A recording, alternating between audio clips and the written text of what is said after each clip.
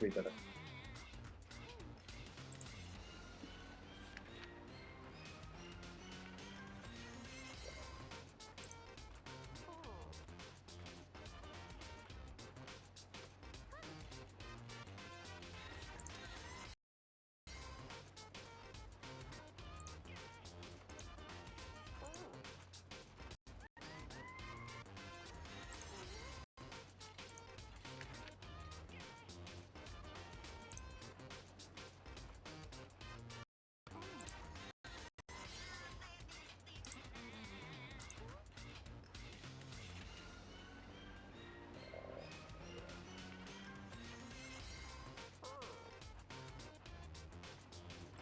Hello. I'm here. I'm streaming. I'm doing a stream. Hello.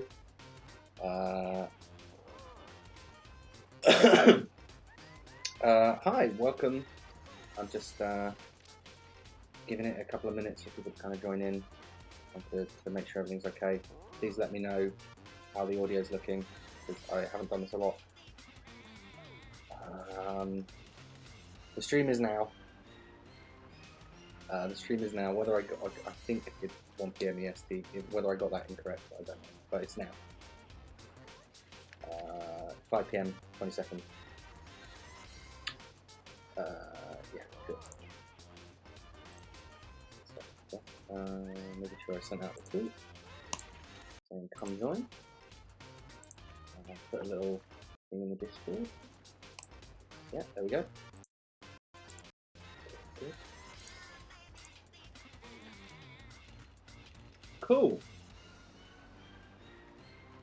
Right, so Grapple Dog.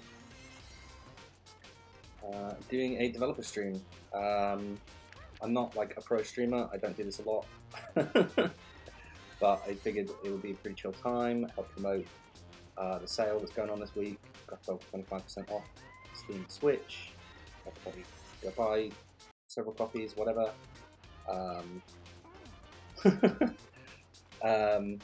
Yeah, go buy 1 million copies of it each. That'd be great. I love money. Yeah, and I figured we'd just have a chill time. Cool. I don't know whether I should wait a little bit more for a few more people. Yeah, I might do that. Let me know if the audio's alright, once again. Am I planning a DLC? Not at the minute, no.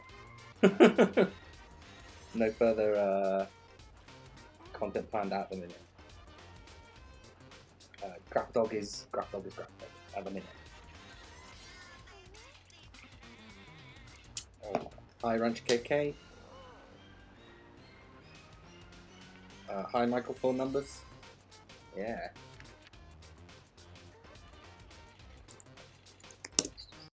So I've done one last thing before I go.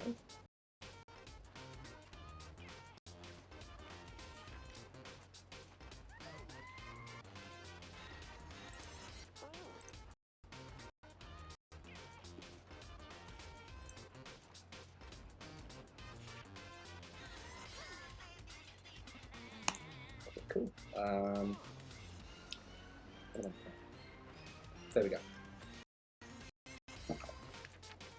Right.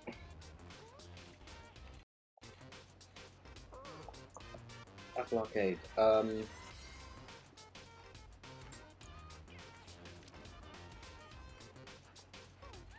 No plans for Apple Arcade, no plans for mobile devices at the minute. Just Steam and Switch. Just Steam and Switch. That's all you got. Right. I might hop in now. I do have my 100% save here, but I think we'll start with a fresh one. What I want to do is kind of like go quick, go as fast as I can, and just because I want to show off some of the later backgrounds, I think those are pretty cool.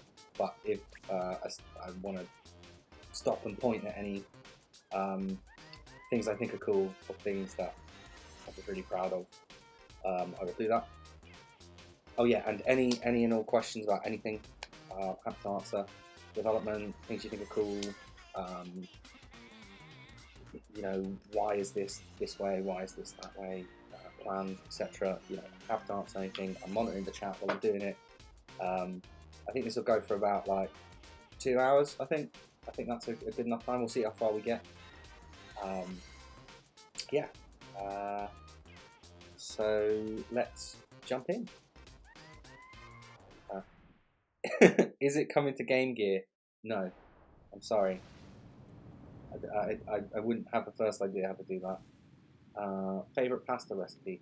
I made some pasta the other day that had like, you mixed half of the tomato sauce in with the pasta in the pot. It was very nice. So that's my favorite currently. Right, this is the kind of storybook intro. I'm going to sit through the intro. Just because it was a lot of work. I don't know if you can see here, but these the paper on the kind of desk, that was like hand animated, like the lighting effect there, and it took a lot of time. So we're gonna sit through all this. We're not gonna read it, but we are gonna sit through it. Yeah, I'm aware of that bug on Switch. It's to do with the button remapping.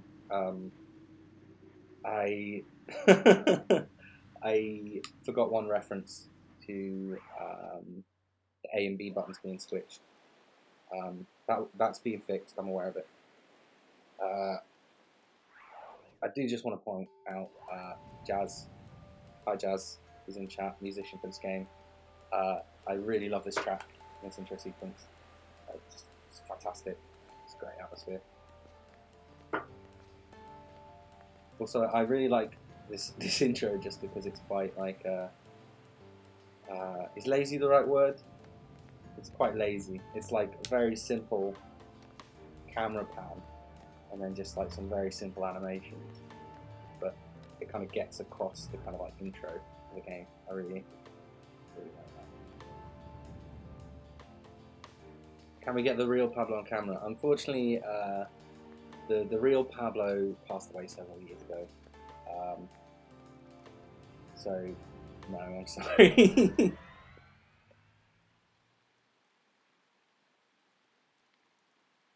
Originally, this big robot thing had like some dialogue, which I think got cut.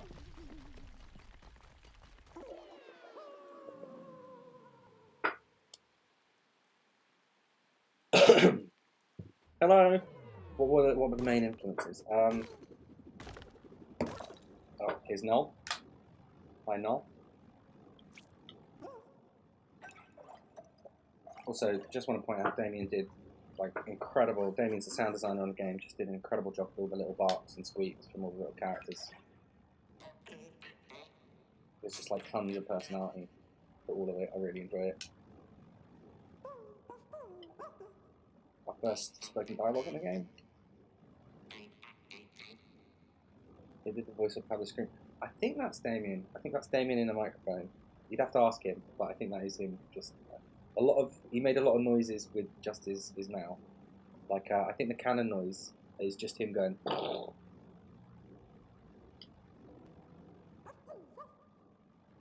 Yeah, main influences on the game like the recent Rayman stuff, Donkey Kong Country, New Super Mario Brothers. I love those kind of games. Yeah, just like a lot of 2D platforms. Yoshi's Island, huge influence. And then like stuff like Paper Mario: The Thousand Year Door, Zelda Wind Waker, lots of like Nintendo games and stuff like that. Okay, now we're getting tutorial.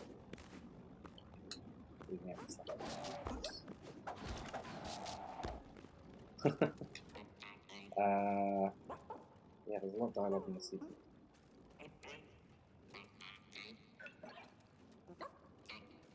Just gonna skip it all. This chest, I tell you what, this chest, like because we put out a demo before the game came out, and people got to this room, and they got to the end of that sequence, and then they were like, where do I go? I can't figure out where I'm supposed to go. So, because the chest originally, like, it was quite, like, it blends into the background a bit. So I added like lights.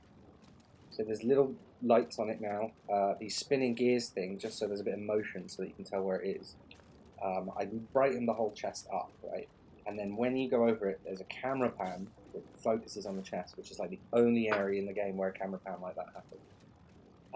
And a little dialogue prompt box. Like we did like 5 or 6 solutions just to players like running past this chest and not knowing where to go. You know, that tends to be my attitude to solving problems. Is just like, if you can come up with 5 solutions, do all 5. Okay, I'll get in the graph.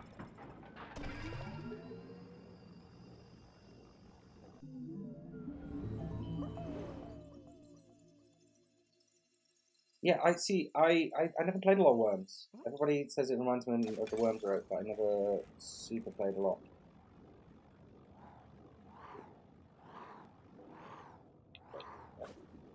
Okay.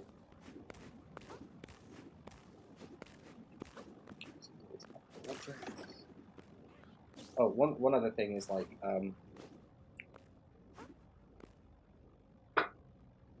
yeah, people just got stuck on that chest.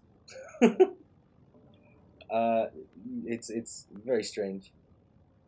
One thing I do want to point out is like, oh, have I got infinite jumps on? I think I've got infinite jumps on. I'll turn that off in a bit. I'm gonna be doing spoilers. I'm gonna spoil stuff. I'm gonna like go over late game stuff. So if you don't want that, sorry. But basically, like, I had this big robot at the beginning that would like knock you down and do the intro sequence or whatever. And then I thought like one of the later bosses is this model of robot, and you actually fight it. Like, you get to fight it. And I thought that was something really cool. There's a lot of stuff in the game where like I really have to fight for like, okay, we set it up early, and then it pays off later. That hopefully gives this feeling of kind of like completeness to the whole journey. I'm just gonna skip dialogue. Oh, this is another bit that playtesters got really stuck on. So the collision for the wall starts there, right? And that got a bug report from QA, you know, that was like the collision of the door is broken. But I'll show you in the sequence later. But you have to run into the door, right? So you have to run into the door later to kind of like end the sequence. So it wouldn't make sense if this part had collision and then later it didn't. Like the door is the part that has collision, but the perspective here is a real cheat. Yeah, I'm just glad that lots of players kind of just went with it. Like they see the door opens, they're fine.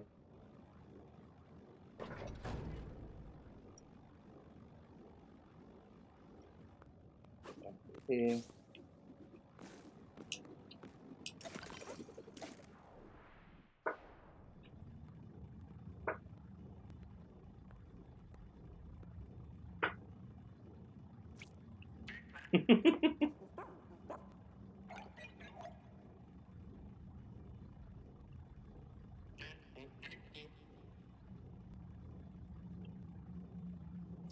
Lol, coming to life.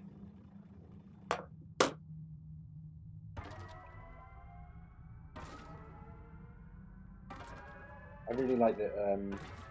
One thing I really like that I did with Noel's design is that like he doesn't have a cape on here, so you can actually see that his like shoulder is all messed up, and like later he puts the cape on to kind of like reflexively sort of say that he's like hiding some pain, you know. I like that.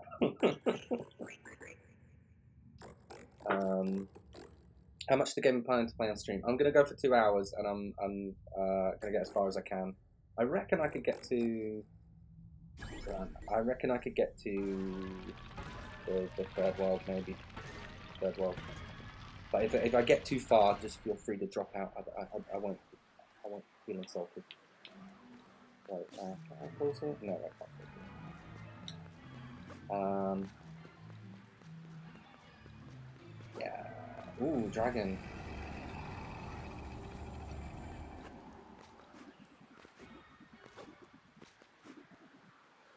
Okay, then we're going to the main intro sequence.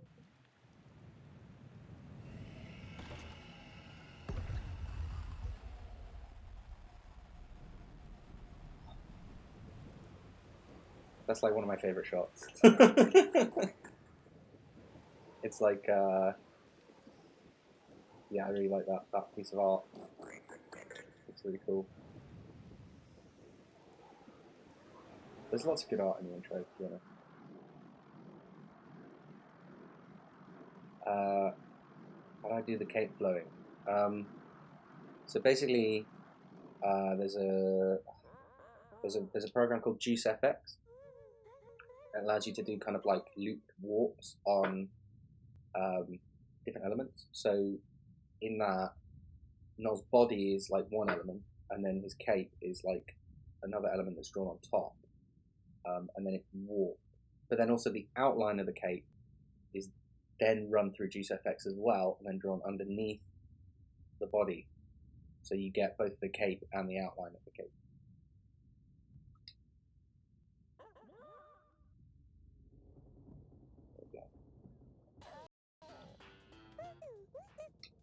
I also just want to say, like, Damien and Jazz just did amazing stuff with the audio for the intro. Particularly, like, it's coming up.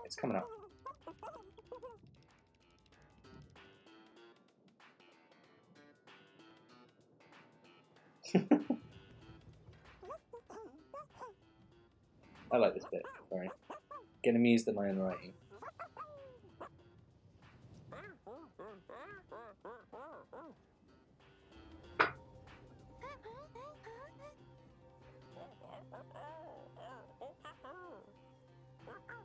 Yeah, this intro, it's a real hard like balance, because there's a lot of text in this intro and there's a lot of like story setup. Oh, this is the bit I like, the audio, when it kind of goes out and we get this little explanation of the cosmic gadgets and the professor. And that's really cool.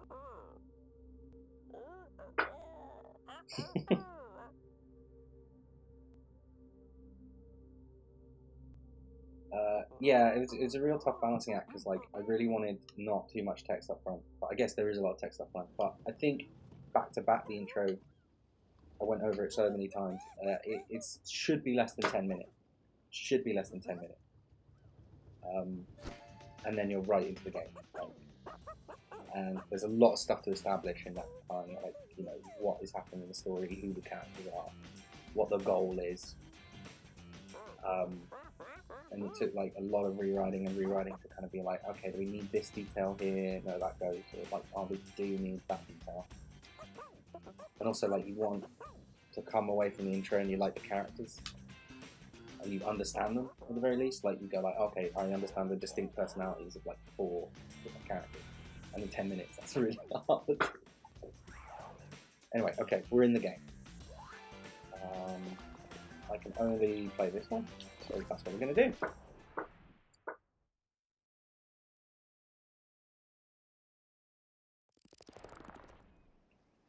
Okay, first level.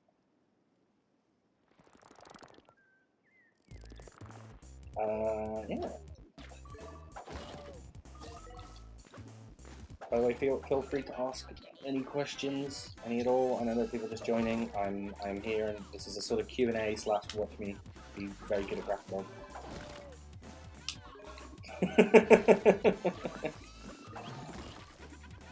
Yeah, it's been a while since I've actually played the game, because I played it so much for testing. Like I 100%ed the game about 3 or 4 times, maybe more, just testing this and that, like Steam achievements and all that kind of nonsense. No, we want that fruit down there.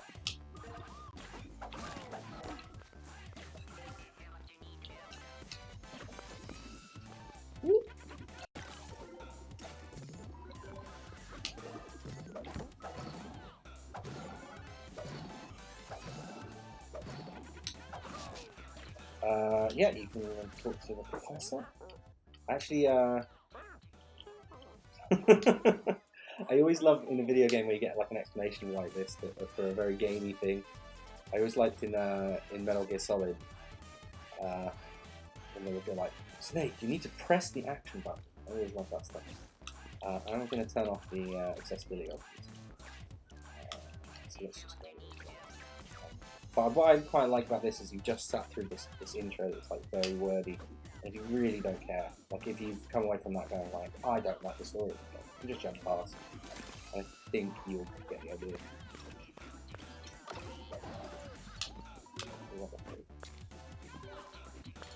How did we do the third map? When we get back to the overworld, I'll sort of talk about that.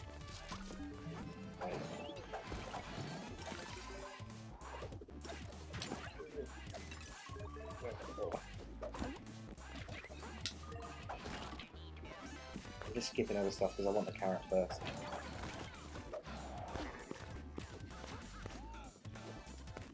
Yeah, I think it, you know, I can actually like show you how it works because then you can see some kind of like limits to the fake effect that I've done. Wait, let's give the carrot. I wish we'd done more. I wish I'd done more of that. You know, going and get items and things. I programmed all this stuff for the goat, and then I only use it like 3 or 4 times. I don't know why I did it.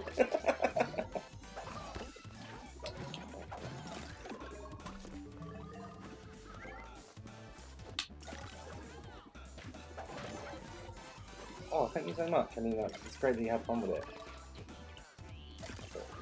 Let's do the secret jump. Yeah, there we go. I like this bit of level design because it's like, so the player comes up here. I'll do it eventually. Player comes up here and they see some fruit, and they collect them, and then we give them a little hint that there's a gem up there. And then usually what happens is players spend about 2 minutes trying to do this. You know, it's very early on in the game, they haven't learned the kind of ins and outs of the grapple. Eventually they have to come out here, and do this whole route here. But if you are good enough,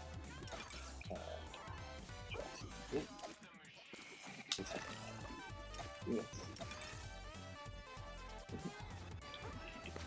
Okay.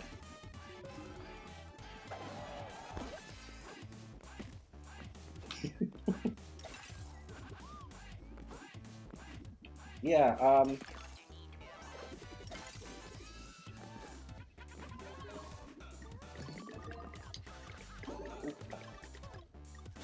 yeah, I think it's like one of the very early design decisions of the game. That's Tony the rabbit. Hi Tony. We're not going to talk to Tony. Yeah, one of the very early design decisions with the game was to make the grapple kind of context sensitive, so you can't grapple from everything. That was to kind of give me more control over the level design in terms of like, okay, the player can go really fast here and can do all these moves here, and then they can't do them in this spot. And also to kind of differentiate from a lot of other grapple-based platformers, which kind of like grapple on everything.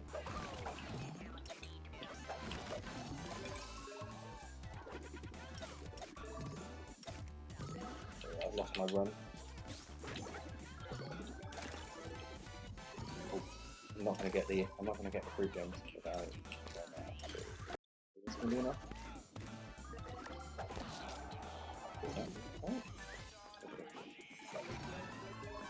I want to pet the dog. Come on, we're going to pet the dog.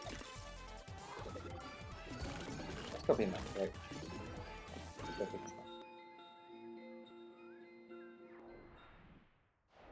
Why specifically blue? Is that enough?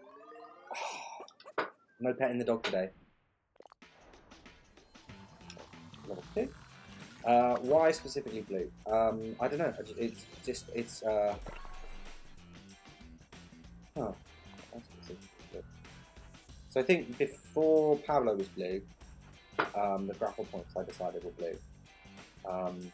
It's a non-threatening colour. It's like if they were red, that's kind of like danger, whereas blue is quite kind of like oh, got a little cutscene. That's just introing the idea of time trials. Yeah, it's just a non-threatening color. I just picked a color at random. There wasn't necessarily thought behind it. But then lots of other things in the game get looped into that. You know, like it sets a visual language for like everything you can grapple through with blue. And there's some story stuff later where you kind of you meet these blue characters. What have they got to do with anything? Oh, I think we're about to meet one. And Pablo himself, I got changed his clothes to blue eventually. So you know, you've got this idea that like all these blue elements are kind of friendly and nice. On PC, can I play with an Xbox controller? Yeah, yeah, absolutely. Got controller support on PC, for sure. We even have let me see, in controls options, you can change the button graphics. So that, you know, if you're using a Switch controller or using a PlayStation controller, you can use that. The boat thingy, right? Okay, so basically, it's like several flat sprites stacked on top of each other, and then the sprites themselves are rotated, right? And so that gives the illusion that there's something three-dimensional going on. So if you actually look, when the boat bobs up and down, I'm changing the number of stacks that I'm drawing, right, up and down. Yeah, it's a sprite stack, exactly. You can sort of see that the cog at the back, I didn't do that very well. But it doesn't quite, I mean, it looks like a cog, but you can see there's kind of like a white line where it should be. And I stacked a highlight into the kind of chimney so that it always draws towards the camera. It's quite neat. But yeah, it's a sprite stack, which meant I did want a little Pablo, kind of on the front of the boat, being like, yeah, I'm excited for the next mission, but I never figured out a way to kind of like draw a nice little sprite, because the depth ordering is quite weird. Depth ordering is quite weird, if you look at that.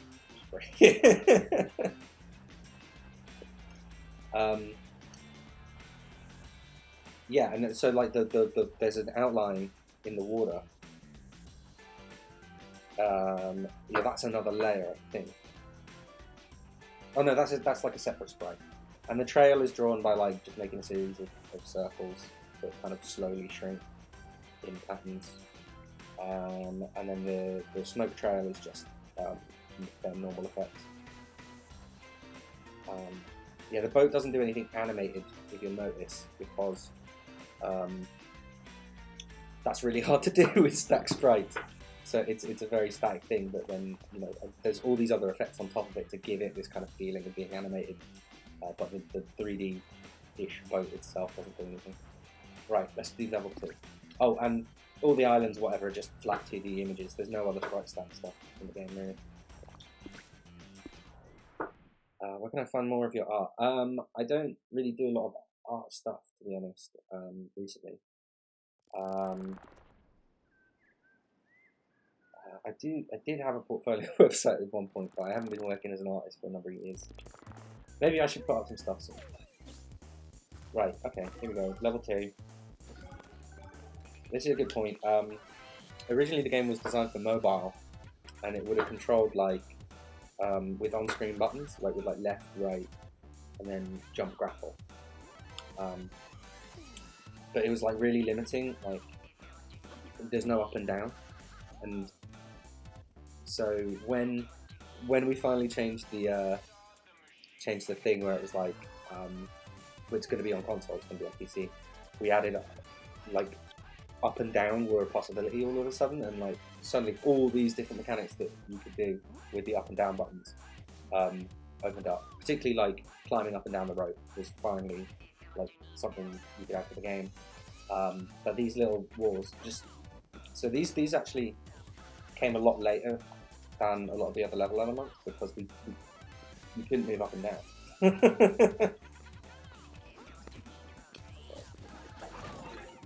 Yeah, the wobbly trees. Yeah, the all the trees and stuff are passed through GeoSFX as well. If you look at that one, you can see GeoSFX has like layers, you know, like Photoshop layers or whatever. So you can have like one image, and then like the top layer is the one that will be wobbly.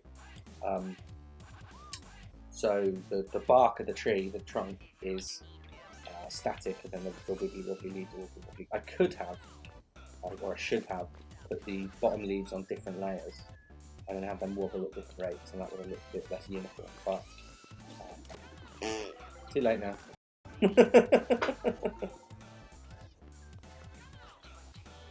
Concept art. To be honest, my process for doing art, I don't do a lot of concept art. Or like, you know, I did a bit, but I tend to work straight into the project or straight into doing final assets and implementing them, because it's like I struggle to understand like what stuff looks like until it's in the game, and I go, okay, now I can see the context. So there's not a lot of like, I drew a load of stuff on paper, I drew a load of stuff on document.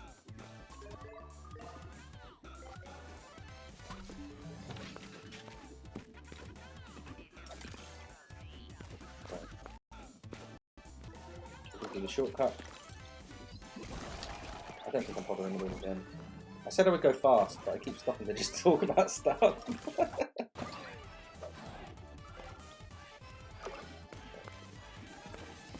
Oh, there is a. Can I do this? There's a skip you can do right there. Kind of cool. Okay, here we go. Oh my god, mysterious blue road guy. Would it be possible to port the game to any retro console? This is the thing, like Grapple is designed in such a way that it might look retro, but it's not restricted by anything that kind of like retro console would have been restricted by. It's like color limits, asset sizes, etc. You'd essentially have to be remaking the game from scratch to get it onto retro devices. I don't want to put the time in to do that, so if somebody else wants to do a fan port or whatever, like, that's fine. But yeah, it's probably not something I'm going to be spending any of my time on. It would be very difficult. It'd be cool, but very difficult. I was going to say something about something like cannons.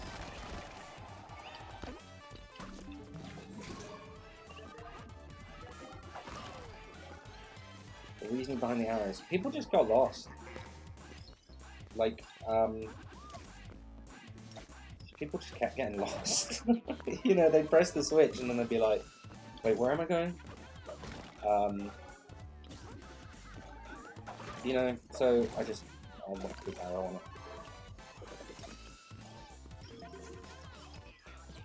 Yeah, they're also color coded and symbol coded and everything, and people just still kept getting lost. So that was like,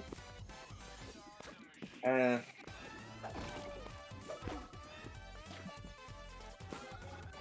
think like early on I didn't know, you know, I had to learn how to make platformer levels while making this game, and early on I had maybe the idea that it would be a bit more, there'd be a bit more maze-like, the levels, and you'd have to like find the switches, etc, etc. But in the end, you know, it's quite linear and quite action-focused level. There's a bit of figuring out where to go, etc.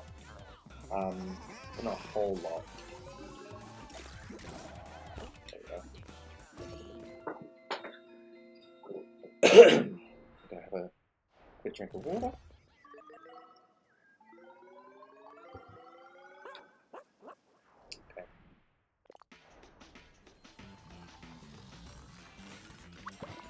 Yeah, I'm really glad that there's loads of accessibility options. I wish we could have done more.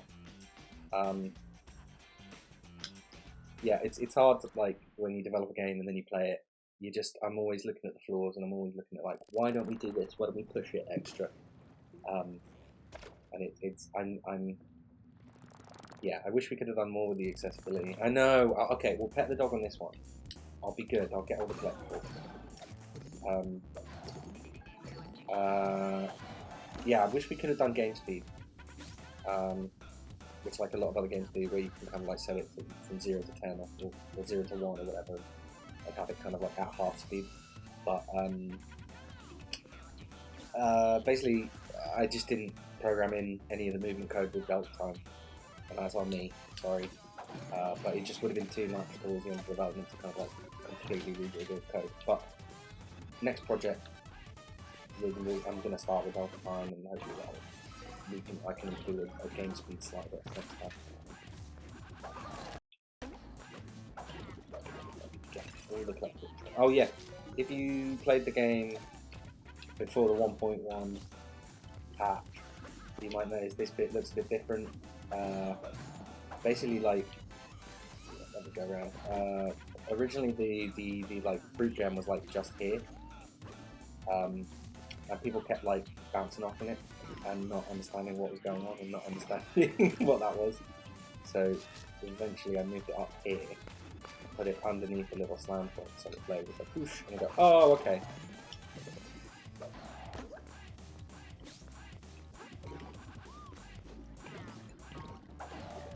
I really didn't want to touch too much of the level design post launch, but like everybody I watched streaming the game just got stuck on that one bit, and I was just like, it's really frustrating when that happens. Because you watch a playtester who's just like banging their head against the wall.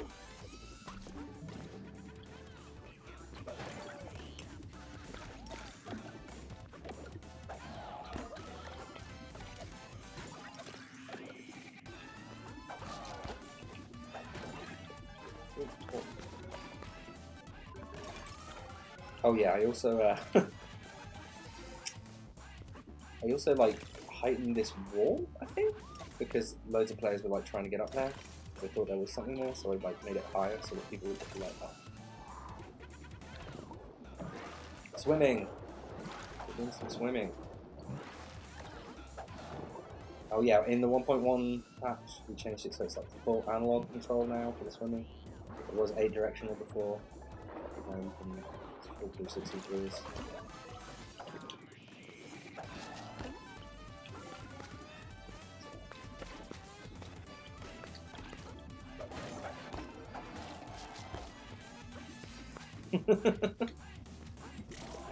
Yeah, I love. That's probably my favourite second animation of the game. Pablo like hitting himself on the wall.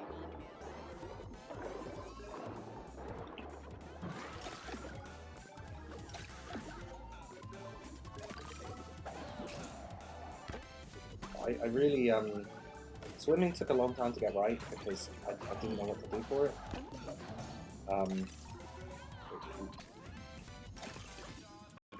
Like I prototyped a ton of different approaches to it. I did prototype like the Sonic style, like really slow movement kind of thing, and maybe it'd be like zero gravity or whatever. But it's just not fun. It's just really boring to have that kind of like, particularly like the oxygen timer and whatever. Oh yeah, this is a statue for Chronoquote, who we had a pre-release demo speedrun competition, and they won the competition on this level, so they get their name in the game.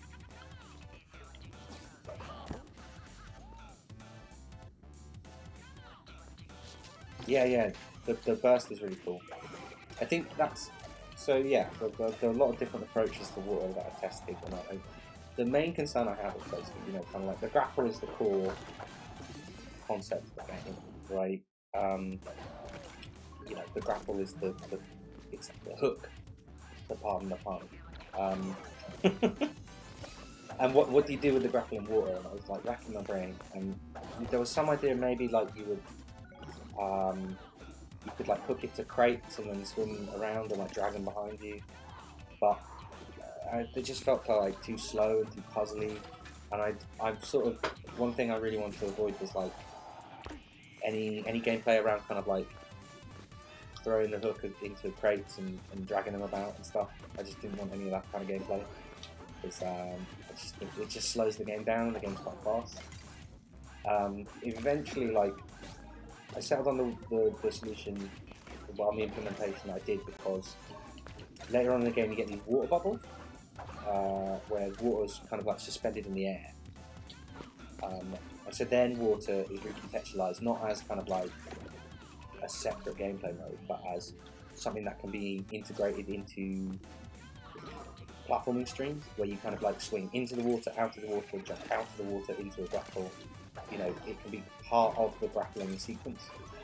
And then it becomes interesting because it's like, okay, water is this thing where it's omnidirectional, right? And that's the interesting thing about the water, is that there's no gravity in there and you can move around it. You still can't use the grapple in water, so I never found any good ideas for that. But you know.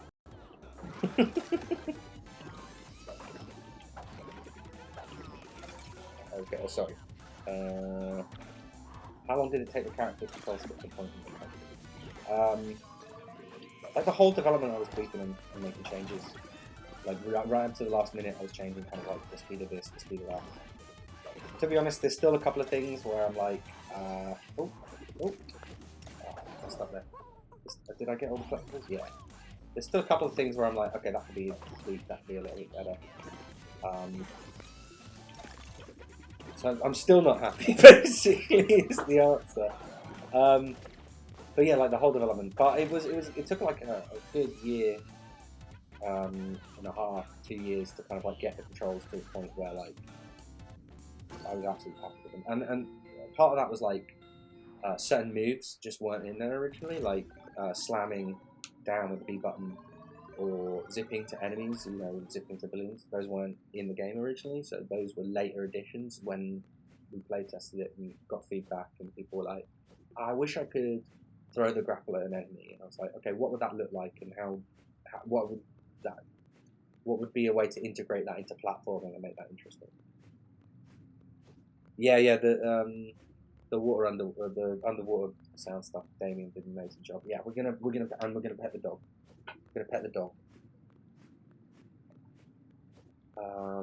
Oh, thank you. I'm glad you like the water controls. I've not played Ori. I've not played Ori in the Blind Forest. It was mostly based on Rayman Origins and Rayman Legends, which I thought had great swimming controls. And like Donkey Kong Country Tropical Freeze was another one. I really liked the swimming in that. Yeah, the warp to safety was like that. That was a very late addition. The demo came out, and it didn't have that. It had just you die if you hit a lava pit.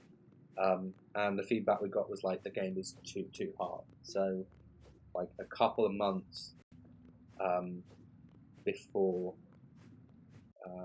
the game came out, I added that in, and it's a big change to be making quite late. So, yeah, there were a lot of bugs around it at launch. Thankfully, I think we fixed a lot of them as of 1.1. There's still bugs to fix, you know, as of going into the next patch. But yeah, it makes the game a lot better. I think it was just like an immediate like we sent it to the play testers, and they were just like, yeah, this is better. Right, pet the dog, pet the dog, pet the dog. There we go. You can do it as many times as you want. Love that.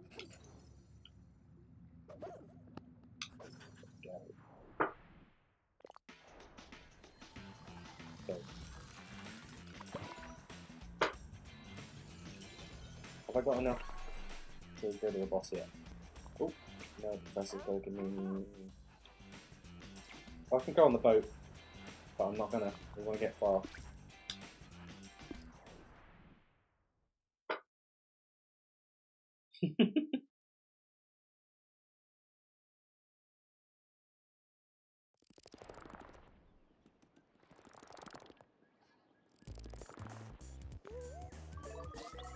Oh, this level probably was the most revised of all the levels.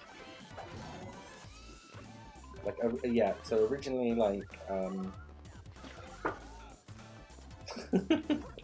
originally these little X's were like, there were switches on the ground, which wasn't very interesting, so there's now like a pickup.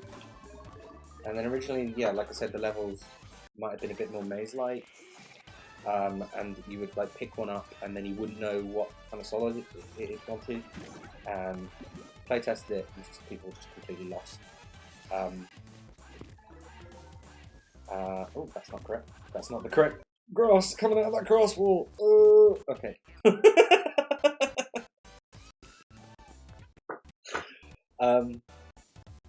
Yeah. Originally. Yeah, so we had to revise this level tons. There's not a super amount of gameplay you get out of these kind of collectible things, but I think when you pair them up, like later on in the game, you pair them up with some other stuff, and they get interesting enough.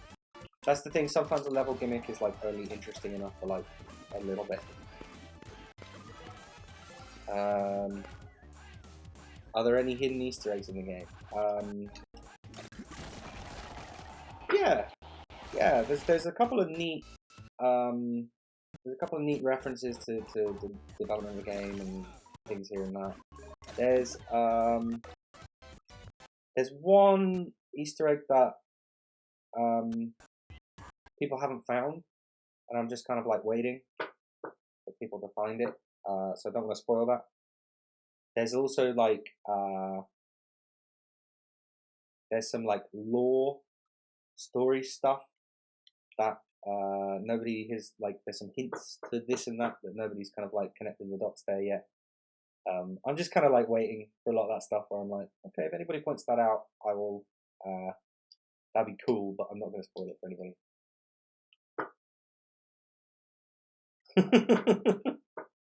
Oh, Jazz stuck some Easter eggs in the music.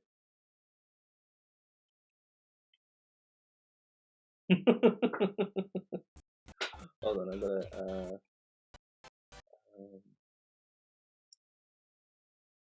Yeah, it's the same design for the life bar and the loading graphic. Yeah. Well, it's the same. It's not the same sprite, I don't think, but it's definitely just copy pasted, I think.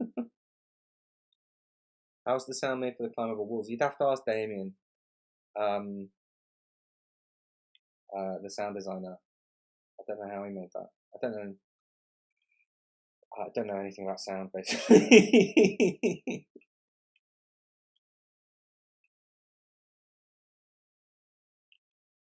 Oh yeah, those little collectible things. Really cool. Okay, yeah. If we're talking about God, that's really bothering me. That grass. Look at that. It's the wrong color.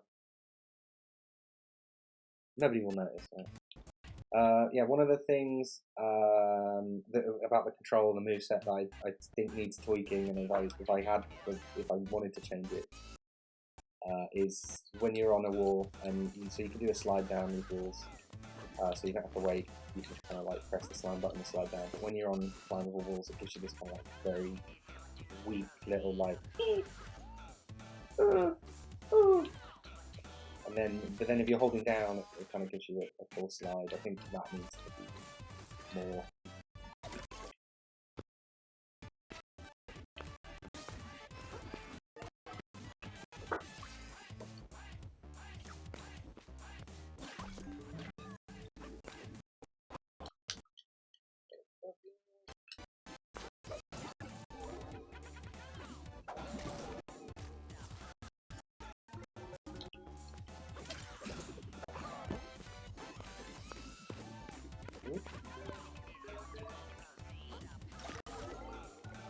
Oh, yeah, forgot. You're not supposed to collect from here. But you have to. Ooh.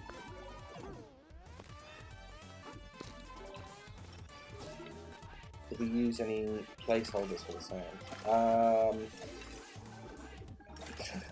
I think like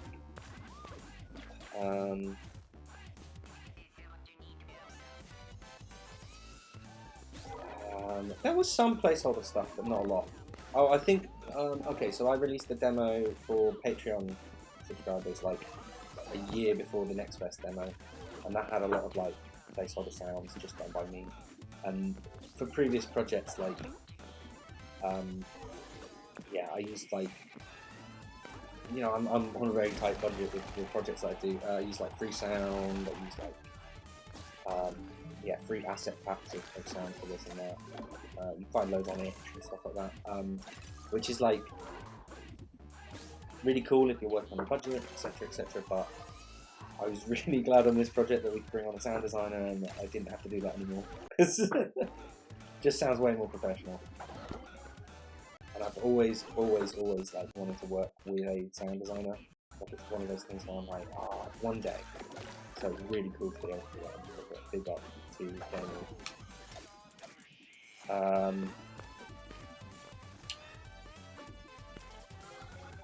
Did I put the birds in the levels? The birds were always in the levels, I think. The birds were always. Let's see. I think there's a skip you can do.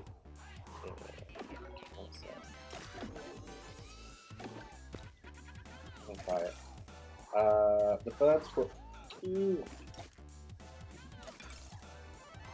The birds were always in the levels, but when you wrote the bonus, the track for the kind of... Ooh. Okay, I do need the other one.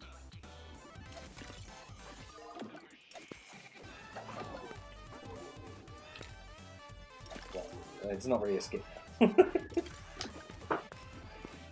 When you wrote the bonus track with all the birds in, and then I added tons and tons of birds to the final world. So there's like tons of birds all over the final world, and they are kind of like it's every. Oh, I forgot to pet the dog. It's like every kind of bird in the game is in that final world, as in like all the birds are converging. If you've not got to the kind of like the post-game world where it's just really, really great. That's my favourite song on the soundtrack. It's really fantastic. Should we do a bonus level? Let's do a bonus level because I want this one to do.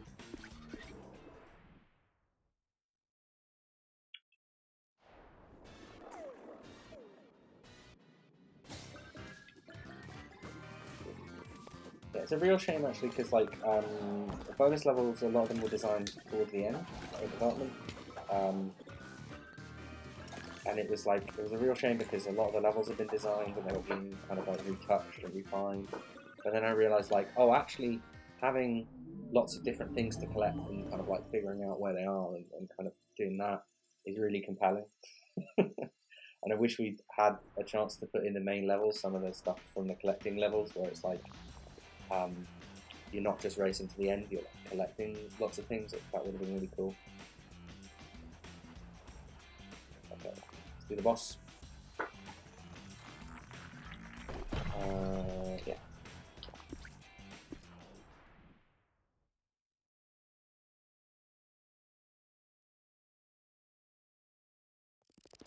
X.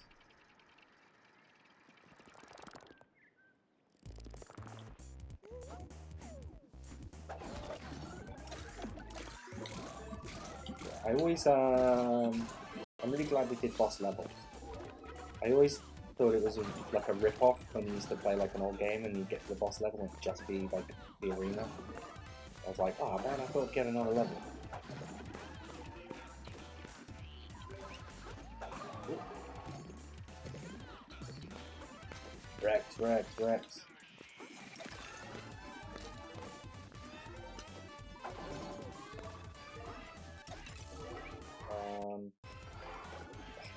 Oh yeah, so the camera works like this a couple of times. Like mostly it has like a kind of system where it very smoothly snaps into place without the player noticing it.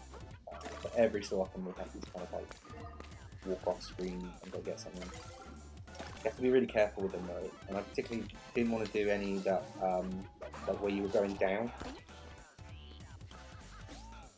because then it's like ambiguous whether what is a pit or not, and are you going to get players jumping into stuff like that. Hello! I'm glad you love the game. Okay.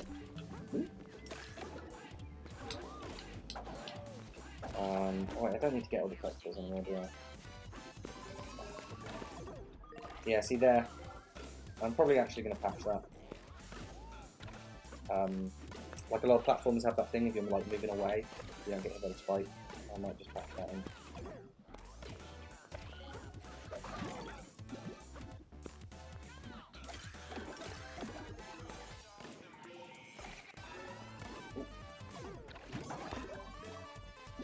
Oh yeah, the the dog biscuits were really late. Like I think like the last 2 weeks of development, I swapped out. Originally we had kind of like generic hearts to give you back health, and then I just literally swapped out the graphic, the dog biscuits, and then added a little crumble effect when they kind of the top.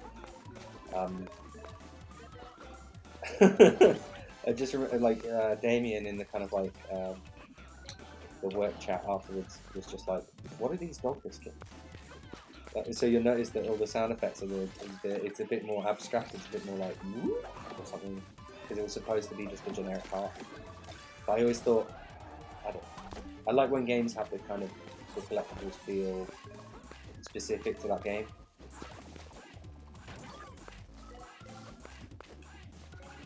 So change the dog biscuits.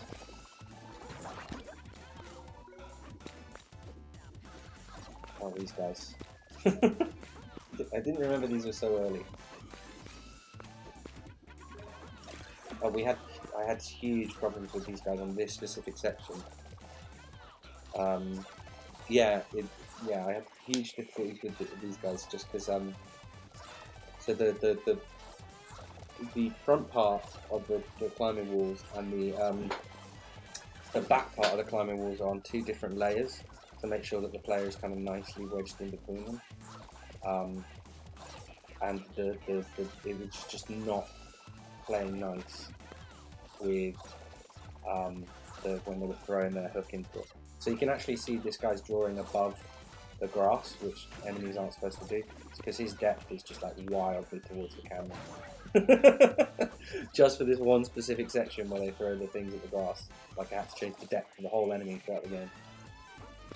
Oh. Yeah, it does still show the heart effect when you grab the dog biscuits. Because I didn't have time to make another effect.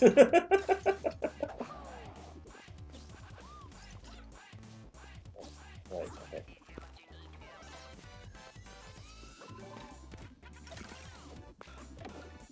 Ooh.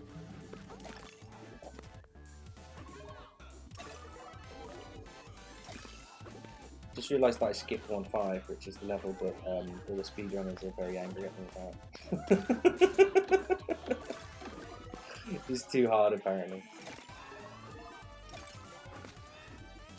Yeah, destroying the robots. I love when things just burst into particles.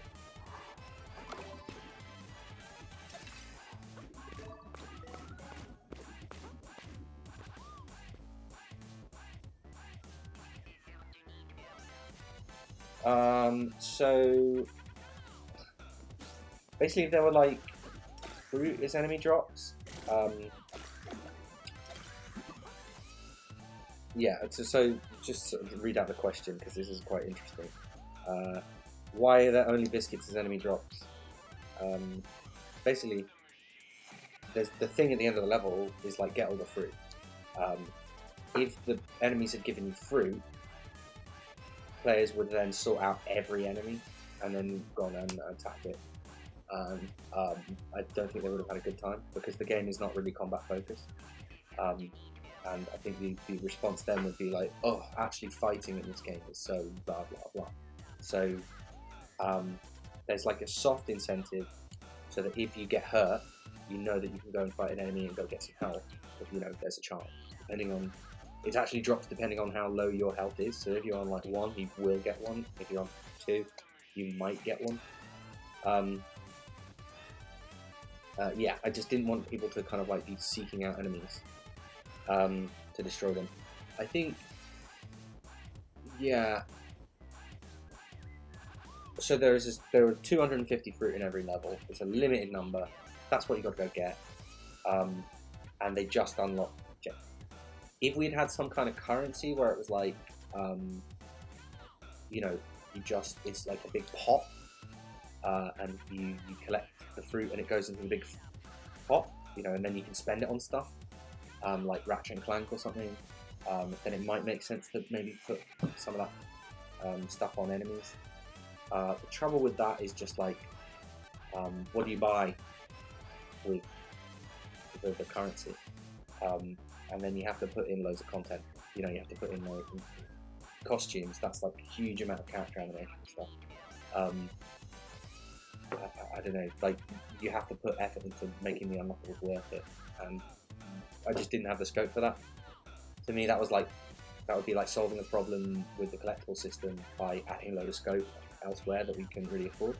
So that was the logic behind it.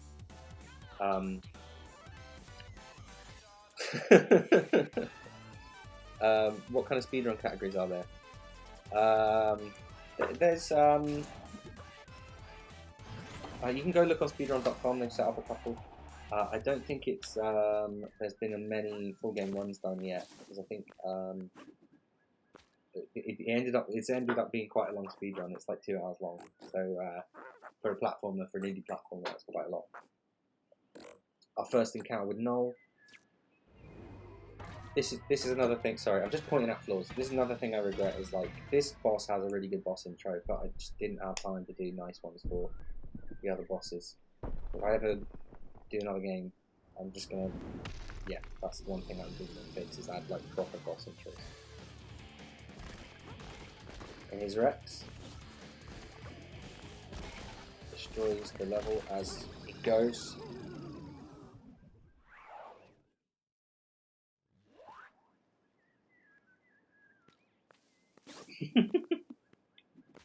Oh yeah, we added it in. I added it in so that you don't have to view the dialogue or whatever every time you fail the boss.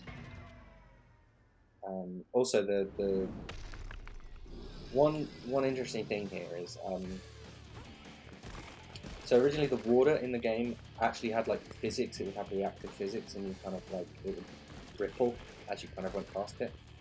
But it was just too cost intensive for the Switch, basically. So originally, so if you notice when the T-Rex comes down, it does like boom, boom, boom, and then the water. There would have been a little pail of water there that would like ripple as the booms happened in a little Jurassic Park reference.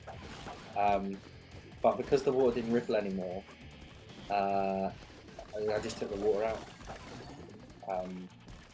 It's a shame. I really like that moment.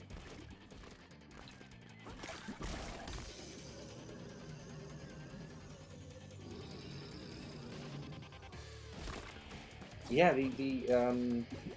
if I remember correctly, I think the boss music was originally going to be just for this fight, but then it was so good that oh,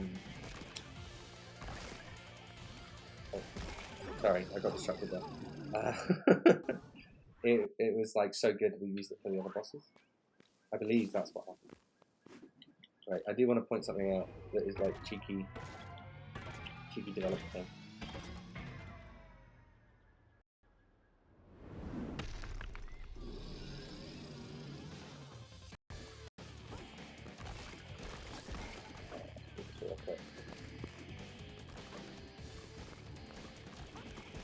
Oh yeah, I actually went and tiled.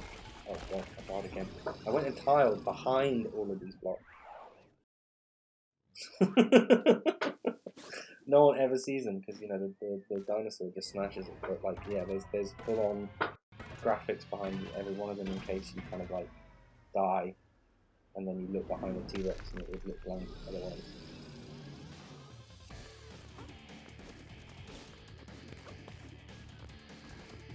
I'll show you the cheeky part. So basically, the grass was causing kind of slowdown issues on Switch. So in the 1.1 patch, I replaced it with a tile-based system where I went into every level that had grass and added new tile layers to kind of like, because tiles are a lot less performative than objects. So now they're on 2 separate tile layers. But the only problem with that approach is that the grass can't be reactive to anything because it's not an object. It doesn't have like code. It's just a baked-in graphic to level. So, but the only instance in the game where the grass needs to be reactive to something is right here. So if you notice, the grass only has like one thing. It doesn't have a back part because the dinosaur needs to destroy it, so it needs to be an object. That's the only part. So there's no back to the grass in this bit because it needs to explode when the T-Rex. That's the cheeky development. I'm hoping the players didn't notice that. Or if they did, you know, they wouldn't, you know, give it a negative Steam review or whatever. The grass in this one section is really green.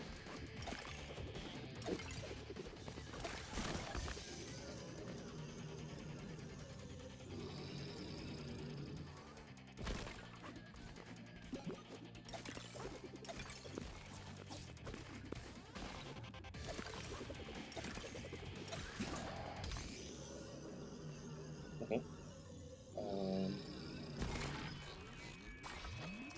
Boss death. Yeah, I quite like the boss death. It does bother me that the light kind of shines out of empty space in the mouth, but I couldn't fix it. The bosses were like some of the last stuff to get fixed, or to get like thrown away. And here we go, our first cosmic gadget. Yeah, so there's like rubber banding attached to the boss, so that if you get too far ahead, it kind of like springs towards you. That's just to stop it being boring. World 2, so that took like an hour and a bit.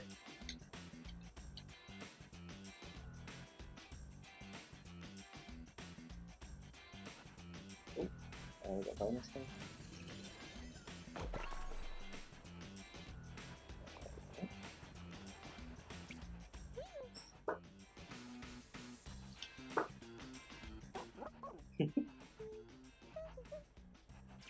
Okay, yeah, okay. So you unlock fast travel. Not very good at the start, but yeah. Okay, World 2, let's go.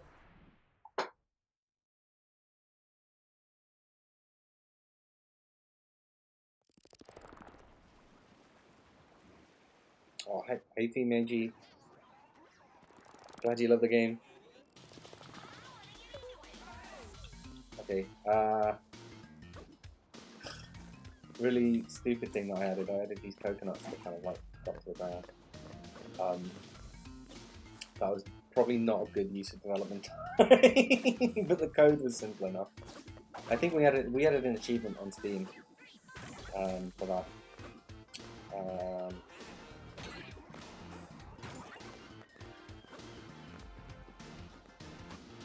Oh, that's neat. Oh, these parasols as well. This was probably also not good use of development time. These actually like respond to the speed that you move past them. So if you go really slowly, they spin less quickly.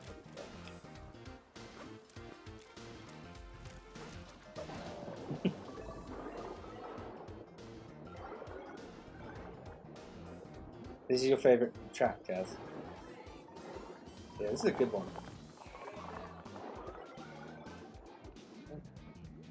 I think those I think the underwater tiles are moving at the wrong animation speed. Ooh. It's fine, no one will notice.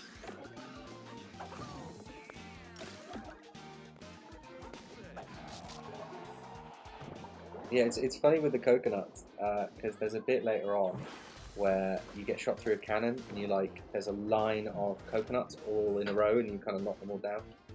And like, no word of a lie, originally the cannon shot you like just past them, and then Damien, the sound designer, sent me a message and was like, Joe, the cannon path needs to go through all of the coconuts and they all need to fall down.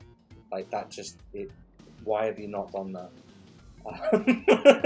It like hadn't even occurred to me. So yeah, we moved the cannon just like slightly up so that it would go through the line of all the coconuts and fall down. I really like your boat crew turn up in the levels. I know it doesn't make a lot of sense, like what's she doing here, but I like that you get like little bits of dialogue. I like that a lot of the story in the game is kind of very optional.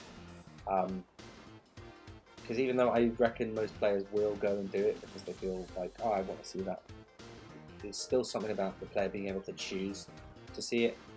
I think feels nice. Okay.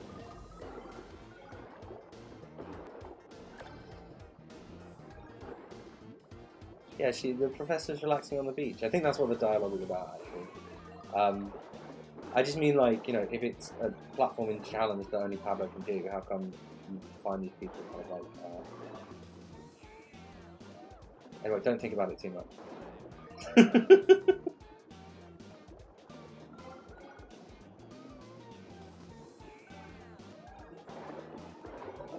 we've got the shots.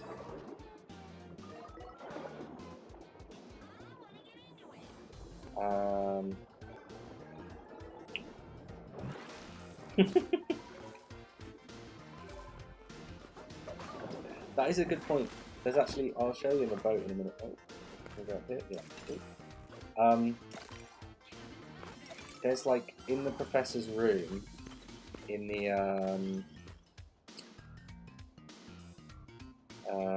professor's room in the boat. There's a is this an Easter egg or just something I thought was funny? There's like an armchair on top of her bookcase. And like I did watch a couple of streams where people are like, why is that armchair up there? Can I go up there and sit in that? Like, because you can sit in the other armchairs. It's because she's a bird, right? So she can fly. So why would her chairs? She could put her chairs up there. Like she can go sit there. Pablo can't, but she can. So I think the professor can fly. I think that's what I'm going with. So maybe she just flew ahead.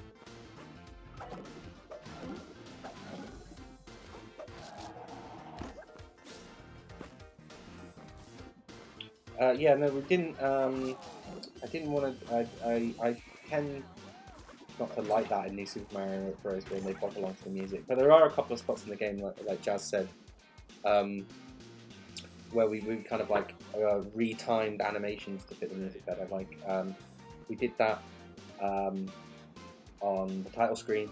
So Pablo's little kind of like dance that he does, or a little bop up and down that he does, kind of like on the boat. Damien retimed so that fits the music, and we did that on the credits as well, where we showed a lot of the kind of like character portraits from the dialogue sequences in the credits. Just also because a lot of them get obscured by the dialogue boxes, and so it's nice to kind of like here's some nice art that you might not have seen as well.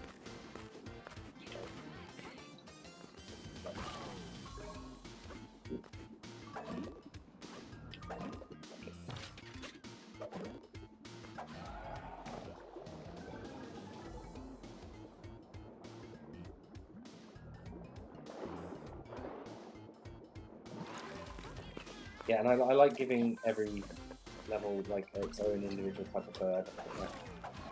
One, it's just like so easy to program because you just reuse the bird, but also gives each world a little bit better.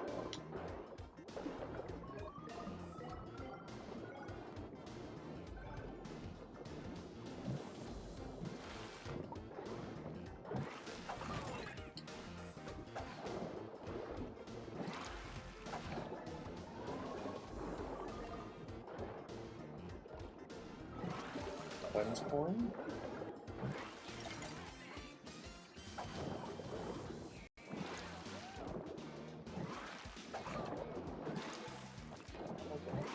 Forgotten. Oh, I gotta unlock that green door.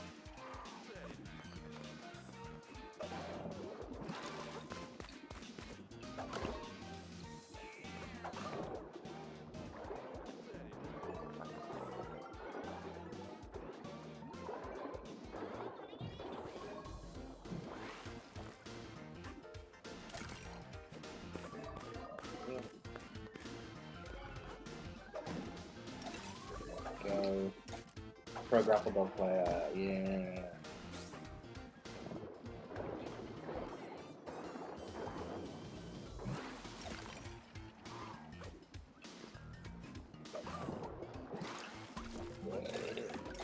Oh yeah, one thing I do want to point out is like, so I did these tiles for like underwater, in the beach level, and then like, I think I've got a couple of, there's at least one very negative Steam review that was like, why can't you grapple to this stuff? Which is a fair point, but also,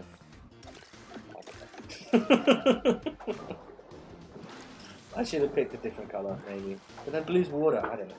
Maybe you just can't please everybody.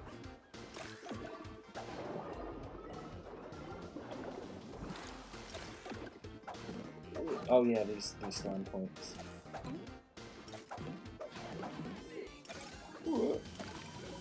Yeah, this is what I was talking about in terms of like, the water made sense when it was kind of like part of platforming strings. Also it functions as like when you fall in pits, you can like, I ended up putting like, so I have to manually put in,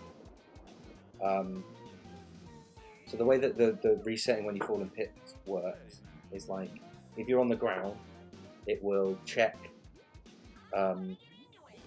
you know, left and right of you, if they're solid, is there a solid ground left and right? And then if there is, and you know, and you're not colliding with a kind of unsafe ground like the pop-up spikes and stuff like that. But unless you're on the ground, and unless you're in special things like a cannon and like the water circles, I have to manually place safe zones to kind of like give people checkpoints and stuff. So the water provides like a nice safe space to put it in a little checkpoint like that. If you're good at the game, you may not notice that I have to go in and do all that, but I do. Okay.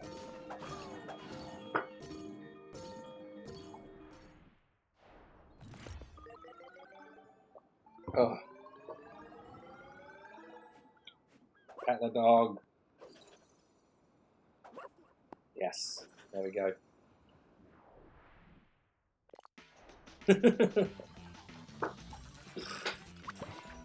I did end up like there's a boss later that like shoots these two bosses I think that shoot these like homing bullets at you that kind of like chase you,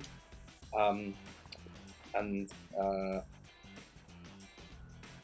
like they were originally blue in the when we released, and then I saw like a review that was like I couldn't grapple this one specific projectile attack, and I was like okay that's a fair point, so I changed them to pink. How many do I need to get?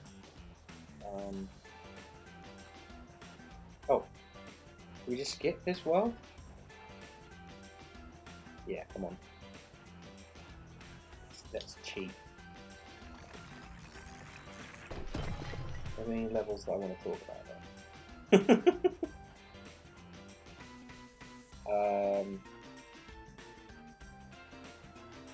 Actually, I quite like this one, so I'm going to play this one. Get some of those gems.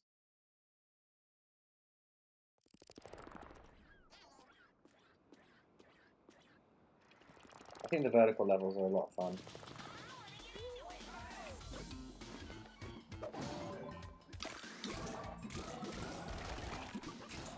Oh yeah, I tried to reuse assets a lot throughout the game just because, you know, it saves time. But these particular brick walls are only used in this level. I don't know why. I don't know why it worked out that way. I think because like the blue was more for underwater, underwater stuff.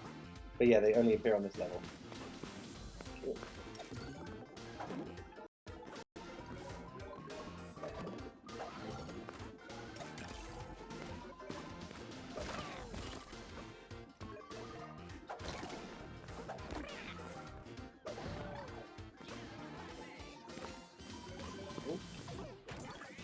Yeah, I'm gonna skip to the next world after this level. I just like this level. Oh, not the secret. Oh no, no, not the secret. No. I don't want to do the secret. Just checking. There was originally a thing where I just forgot to put some floor here when the game came out. People were like, you know, you can get through the floor. Dude. Oh yeah, Statue of the Great Inventor was kind of lit up throughout the game, just for flavour.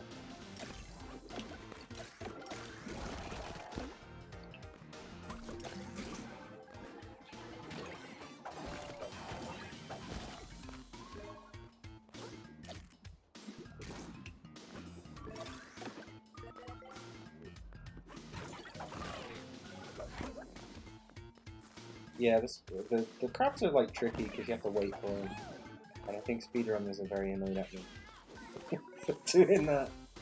But I think yeah, like I really liked all the different NPC interactions and the fact that the NPCs were like characters you could talk to and also platforming things. I thought that was really cool.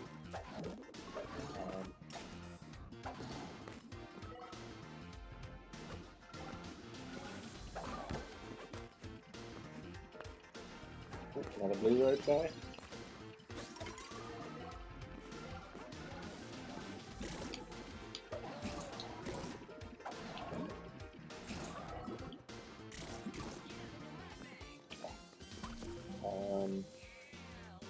Oh yeah, this part is funny. So you notice like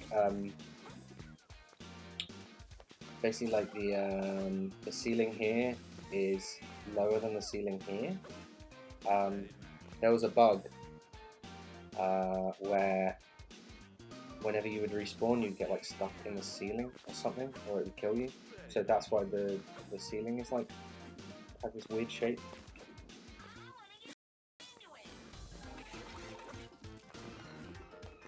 Yeah, the fruits are fruit. That's all I know about them. Um, they're just a nice color. It's a nice color of thing to collect.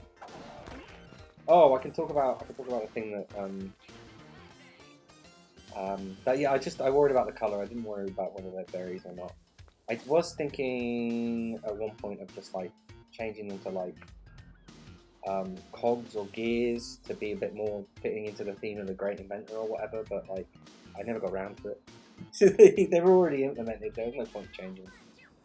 Uh, right. So this is the thing that's like annoying people is that when you go off screen, the crab does not come back.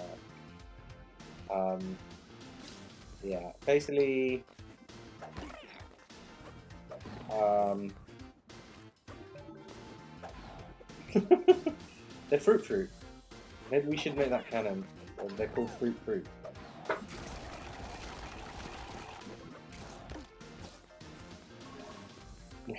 We should just like have posters that are just like fruit, the fruit. It's fruit. Yeah, so the crabs like they don't walk off screen because basically there was a bug where um, so solid walls, so like solid walls are unloaded when you are off screen, right? Um, and the code for the crab works on solid wall collision. So the crab needs to know where the walls are to turn around. So if the crab was moving around off screen, it could get stuck in the wall very easily, and there was this bug where it just kept getting stuck in the wall. So as a sort of half fix, I just made it okay. They can't walk when they're not on camera. So it's like it's a behaviour that's very annoying, and people have sent me many messages like going like, "Come on, fix the crabs." But it was sorry, it was to fix a worse bug, and I didn't have the time to do a proper fix for it. I think I basically if I changed it so that um, they didn't they weren't colliding, their collision wasn't based on solid walls. That's the thing though, there's some crabs where you have to like break crates underneath them, so that they oops, where you have to break crates underneath them and then they fall. So I can maybe change it so that you know they just have a start point and end point, but then I would need to take into account when they fall, so they would need to have some kind of flag that's like, okay, reset my start and end point. It's not super simple to just kind of like I'm not like I can't just flick it on so that the crabs move around off screen. It's like I have to actually sit down and solve that problem and come up with a new implementation of how crabs work.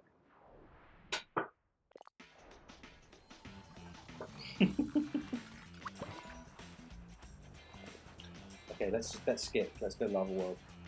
How long we got?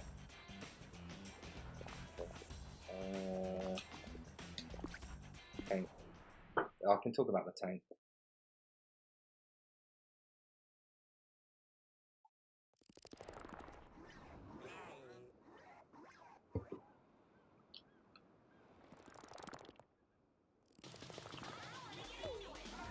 This is my favorite background in the game. This one. I I think it was just before the pandemic. I went on a trip with my girlfriend to Cornwall. I took loads and loads of photo references. Of Cornwall, it was really nice, and like a lot of the houses in this background are based on houses in Cornwall, and like the bunting hanging from everything, and the kind of like rocky cliffs and the harbours and the moss. You know, yeah, so I really love this background. probably my favourite piece of art from the game.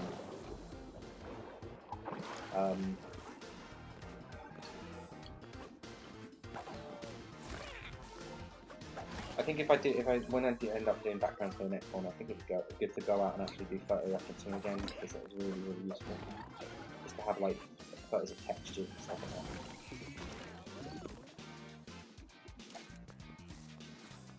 Oh, okay, here's a pro tip.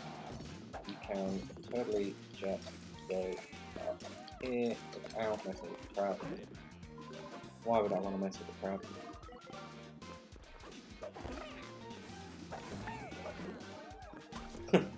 Surfer do the honours I like.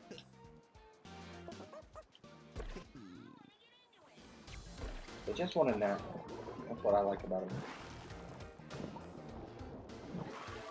Yeah, I did. I was the only artist, really. Yeah, I did all the art. Every single asset.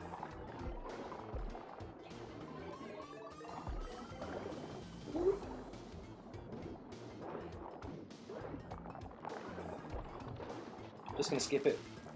Just skipping things today.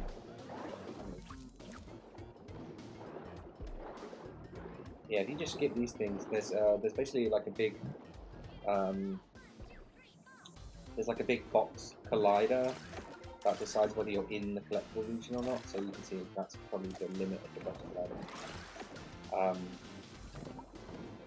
Basically saying like they don't draw the oh yeah, it's probably the limit of it. Although you can. Let me point out flaws in the game that you hadn't noticed. When you hit these things, there's a hit pause, and then the arrow stops drawing. Probably because it's running a check on whether the thing exists, and for the brief instant that the hit pause is active, no object. Okay, here we get these water circles, which are really cool.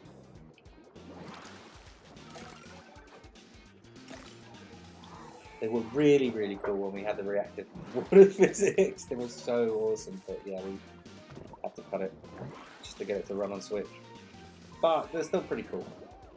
And the animation was done with JuiceFX. JuiceFX also, one thing you'll notice if you look closely is like they were animated. So the game is rendered at like twice the resolution. So if you'll notice that like when you get rotations like on Pablo there, he's rotated at higher resolution than the pixel art itself. This is because there's like the mechanic of swinging. The mechanic of swinging is like about rotation, so I wanted them to look nice. It's like one of the principal things you'll be looking at. So yeah, certain things are animated at twice the resolution, including these water bubbles. So they are what they are. They're animated at twice the size they appear in game, and then they're scaled down, and then Game Maker ends up drawing them. They look a lot smoother. Could I have separated it out so that the nice looking water is on PC and not on Switch? It wasn't just Switch where the performance issues were happening; they were happening on PC as well. You know, basically, I just made a decision that was like performance was king, frame rate was king. If I felt that anything hindered performance in any way, it was like I'm taking it out. So yeah, I just made a decision to take out the reactive water on the platform. I think if I were doing it again now, I would just come up with a better solution for the reactive water. The problem was that we just were running out of time towards the end of the development of the game, and we didn't have time to implement any kind of like a new shader or any kind of new solutions or anything like that. We just needed to kind of like get the performance there and shit. And you know, like the thing with games, you can just work on them forever. You just constantly be updating it and making it better and adding this and adding that, but you do have to ship something eventually.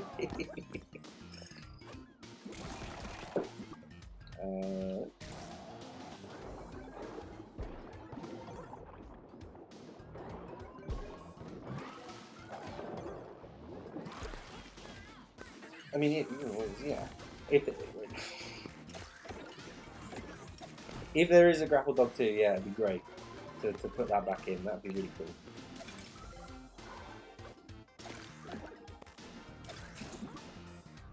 I think it would be good to have like maybe some gameplay. We're gonna actually do realistic water physics. Maybe some gameplay we could do.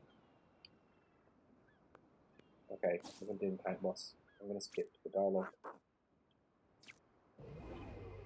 Yeah, like when I'm talking about boss intros, yeah, this one's a bit rubbish. Yeah, it works. Pro tip: you can just get a free hit.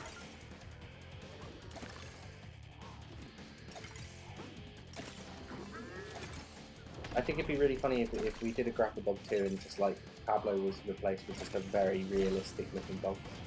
Like everything else was cartoony, but he's a very realistic Labrador. I think that's the art direction we can go.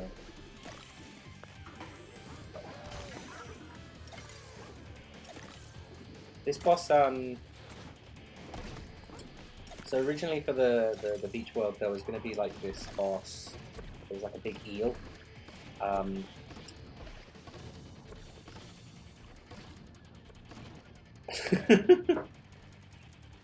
The boss was going to be a big eel, and it was going to play a bit like if you've ever played Metroid Fusion. There's this like water boss that you fight in that. That's like it kind of like jumps out of the water at you and it goes really fast, and you kind of like have to climb on the ceiling to kind of get away from it, stuff like that. That was originally going to be the boss here, but it was cut because some of the other bosses were very ambitious. I really wanted to put the time into getting them right. And also it would have resembled the dragon a bit too much, and I wanted that to be a kind of like thing that you I wanted that to be quite shocking and surprising when you kind of like finally saw that dragon, when you finally get to fight it. Yeah, this boss you can just cheese. I went back and forth on whether you should be able to, like maybe the cannon and maybe the tank would like shoot at you. Like it would be like, hey, get away from me. But I figured like my logic was, if players have got to this point in the game and they've learned enough about the grapple to kind of do fine movements like this, where they can kind of like keep themselves above constantly, then that is a kind of skill check. Like if you've just been kind of like rushing through the levels and you hadn't picked up some of the subtleties of it, you wouldn't be able to do this even. That was my logic. But yeah, the tank is not a terribly ambitious boss, and it's a little boring. You just have to wait a lot. I've said this throughout development. I don't like the tank. It's my least favourite boss. I think it's fine. It's pretty fun, and it's cool looking, and it's fine, and it's not too hard for like the second boss. But it's not my favourite piece of content in the game.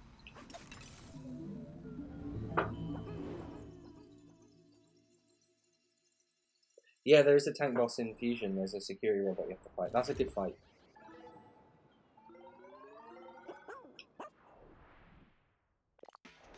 Okay.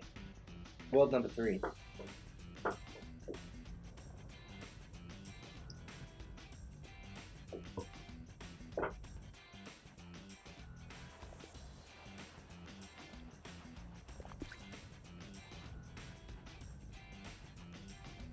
Yeah, okay. This is the only one we can do from world number 3.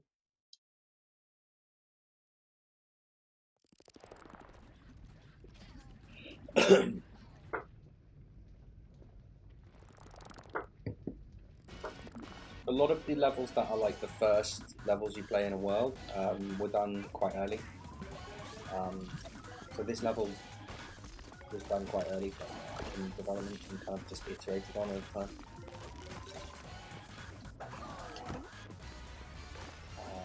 Country blocks. This is one of my favourite backgrounds as well. I love all the little animations you can do for the mechanical stuff.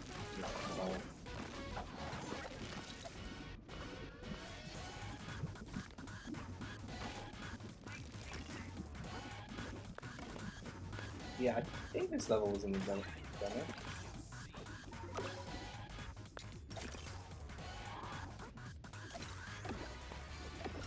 Oh yeah, the when you move the boat around, yeah, the water changes colour.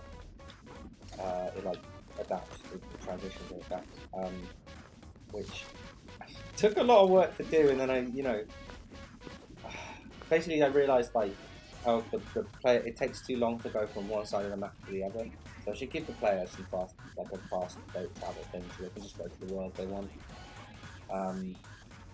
And at that point, the player isn't sailing between the worlds like they would do, so you barely ever see that transition. It was a lot of work. That we had to calculate the colour of this, the colour of that.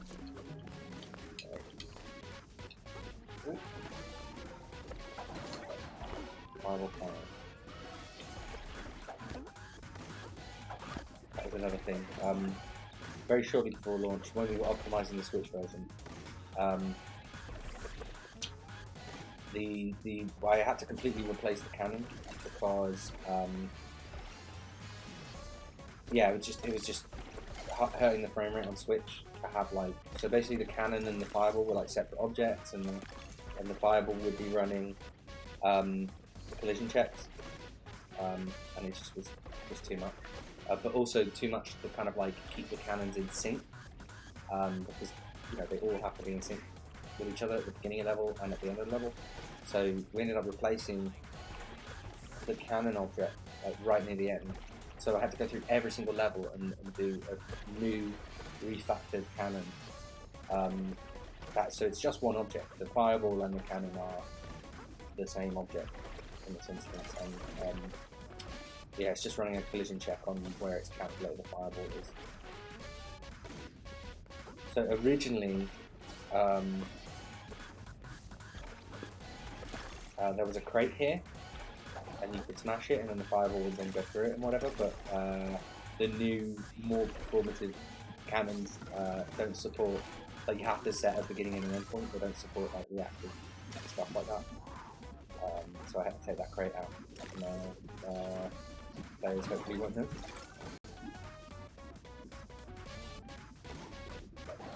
Yeah, this track is good. I'm not sorry. I was having issues with the audio thing, so I'm not actually getting any audio on my end. But yeah, I really love this track.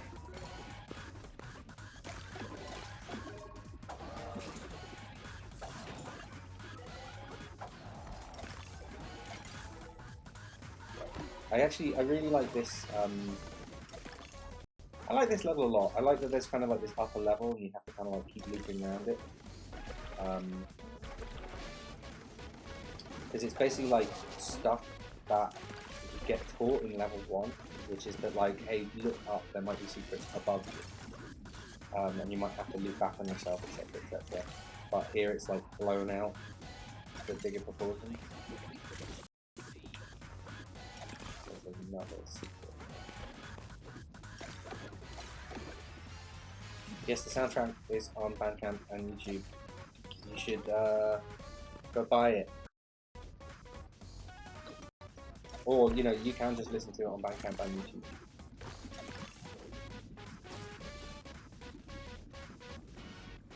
Yes, and it's also available on Steam. I believe? No, it's not. You have to purchase it separately from the game. But yeah, it's on Steam as well. Soundtrack is just amazing. It's so good.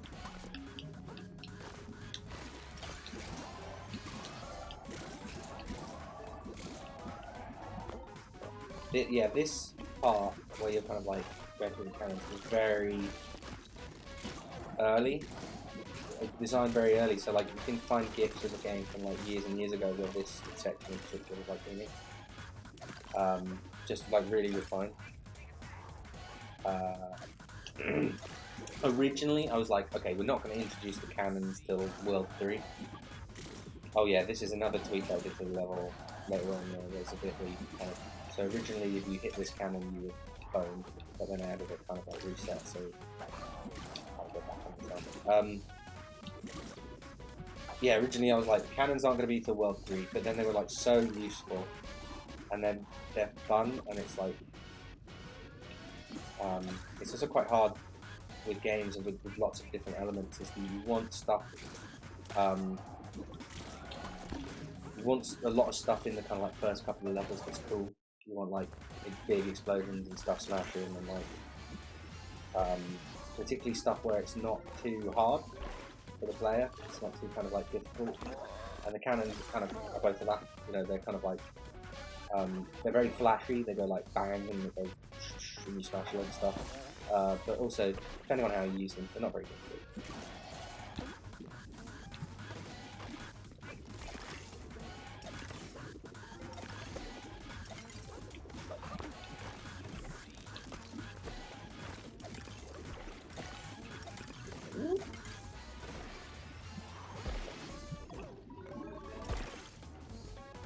There we go. That level done.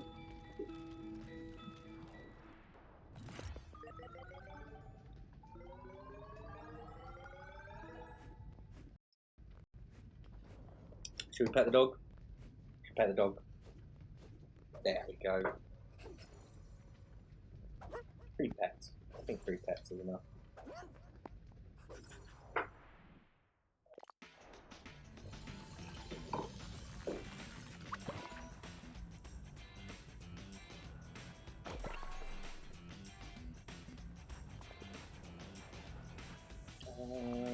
Let's do the gem. First level. As well. 80. Oh.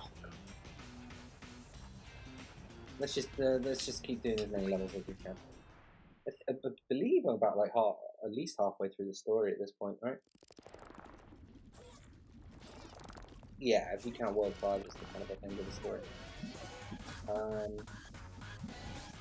I like this background too. I think it's really cool. I tried to, in at least some of the backgrounds, like not use, so that like there's a lava world, there's an ice world, there's a etc. But not use like the obvious colours. You know, the ice world is blue, the lava world is just red. I like that there's a lot of like purple in this one.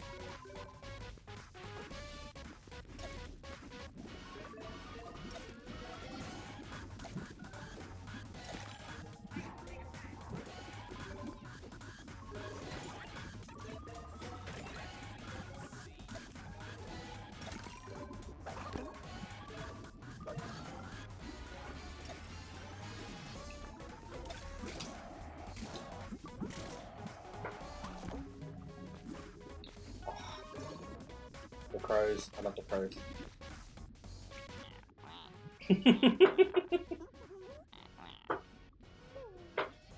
So there's like some NPCs have gameplay stuff and some of them don't, and that's because like I did a bunch of character designs that I really liked, but I could not think of platforming stuff.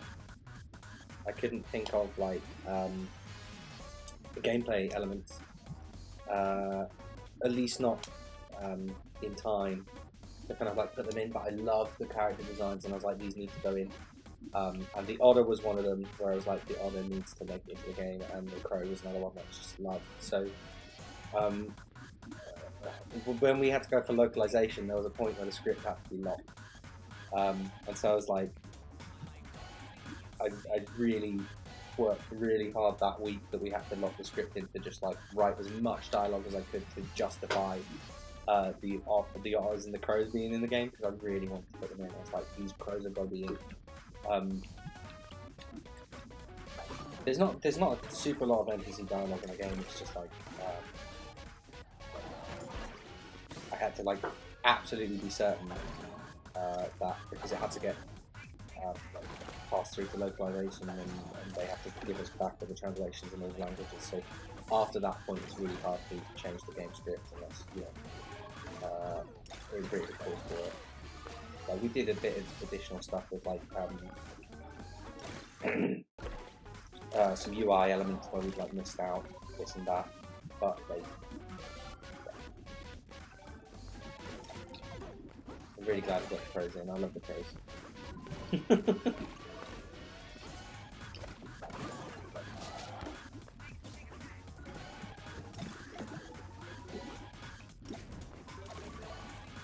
I think this is the only level these fireballs are used in. The ones that hop up and down. I believe.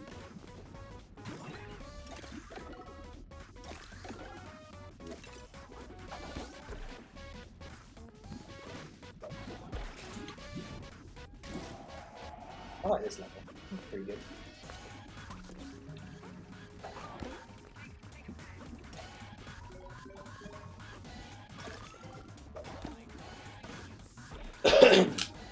Ooh.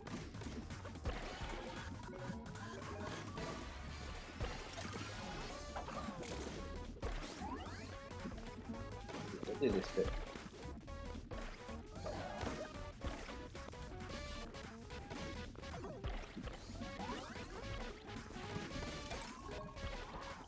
Oh.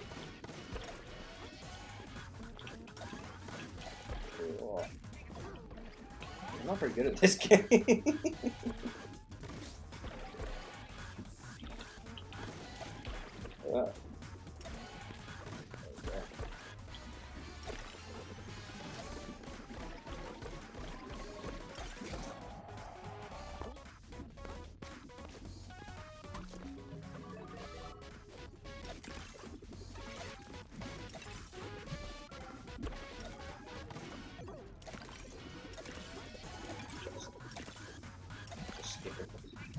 Oh, I can go for that one.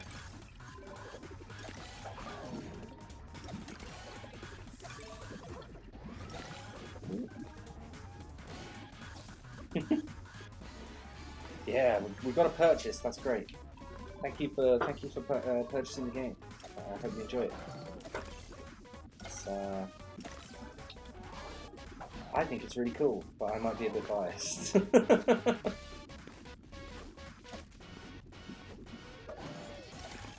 Whoop.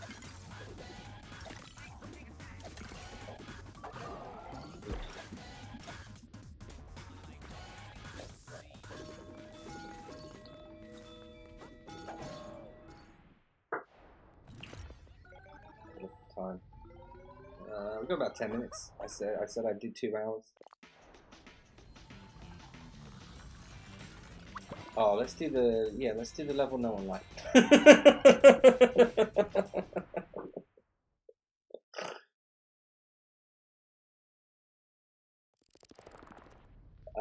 Yeah. So this is the snake chase level.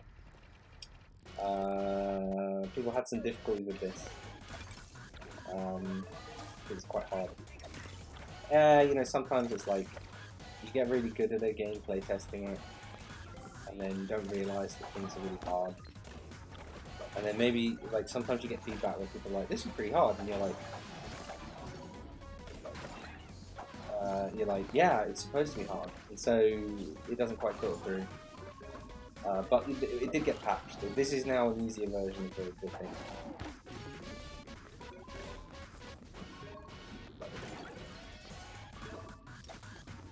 Yeah, you can Bluetooth your Switch controller and the button inputs. You can go into the option and customize your button graphics, and so you don't have to get the Xbox Switch pad graphics. Oh, this is fun. So if you have mastered the Grapple, you can get up here.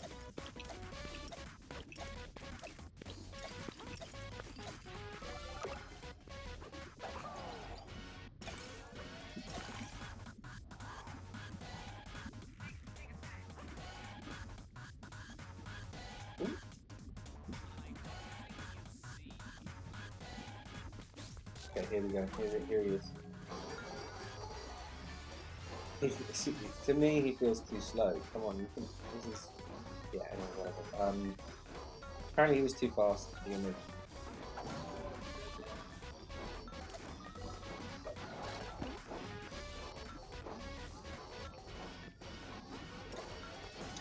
Yeah, a couple of things the dragon boss took like...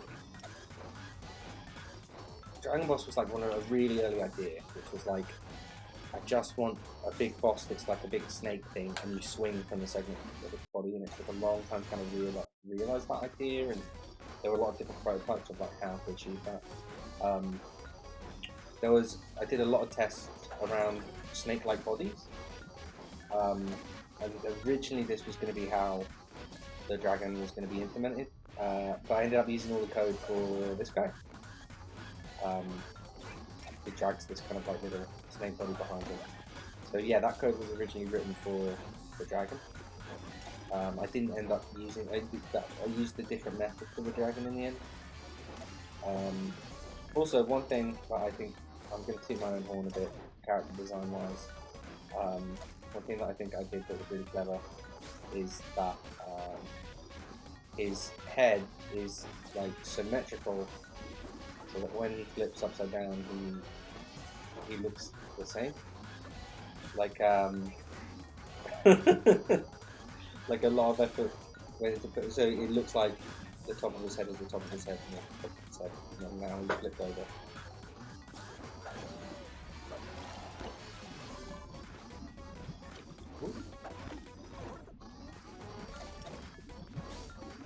Did I ever think of the implication of adding anthro and regular animals? Yeah, I did think that there's something about like the professor being a bird and then you do use birds.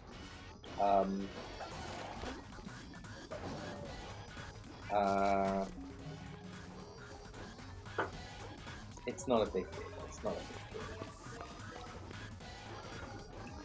I also think, you know, you've got to ask, like,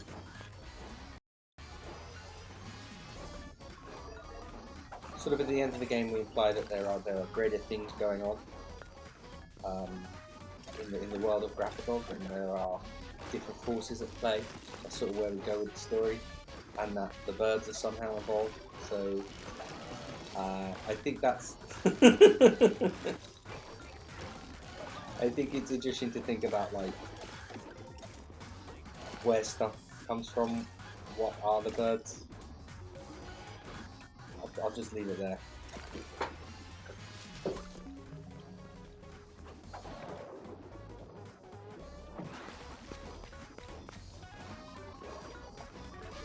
I think the grass is the wrong colour and it's not as well. Oh well.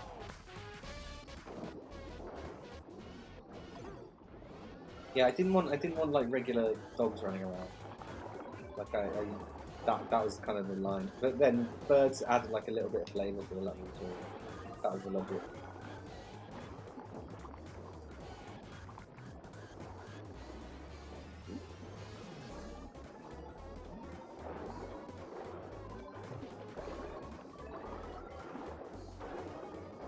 See this, I don't know. To me, this just feels like too easy now. But I don't know. I'm not players of the game.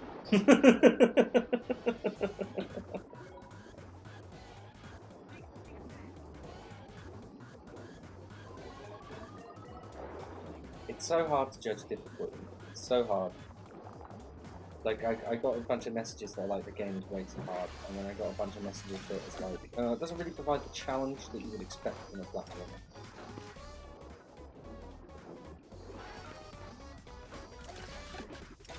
Yeah, the music's fantastic. Jazz is, I think, in the chat, is the musician for this game. She's incredible. The music's so good.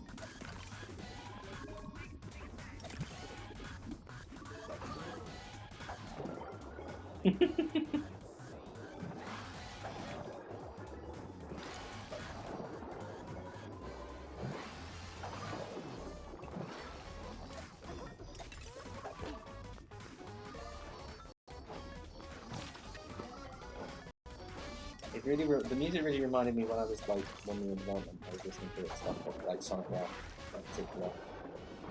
I love the Sonic Rush soundtrack. It's so good.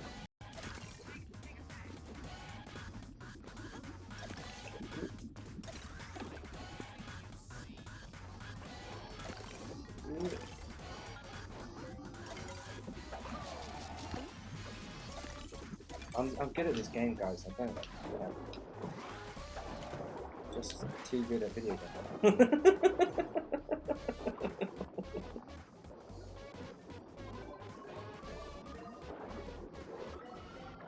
Did I fix the bug on this bit? Or should we force the bug? Yeah, I fixed the bug. So originally I forgot to put a... I'm not going to test it again because I will die. But I forgot to put a checkpoint there and it ended up really bugging the camera out. Ooh, there we go, nice save. And then, yeah, the bell destroys the snake. There's no... I didn't think of any story reason why that happens. I don't know what the bells are.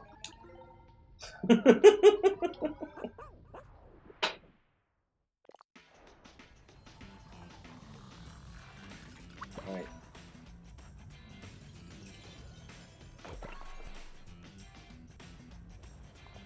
Right, so I did say 2 hours that I would do, but we are really close to the third boss. So I might just do the third boss and then call it a day. Call it a day for the developer stream.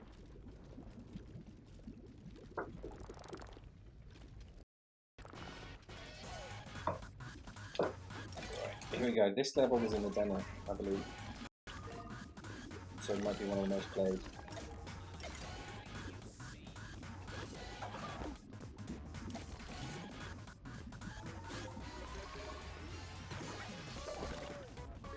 Yeah, it's funny. I would think Sonic Rush because I played that. I haven't played Jet Set Radio. I'll be honest. I think I own it on Steam.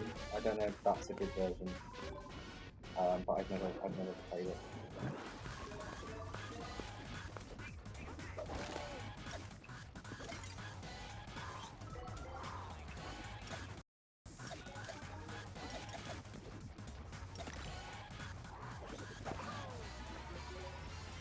I did enjoy when we did the album art. If you've seen the album artwork that me and Jazz did, I did enjoy kind of like doing a pastiche of the Grapple Dog characters with Jet Set Radio kind of like graphic design and stuff like that. That was really fun.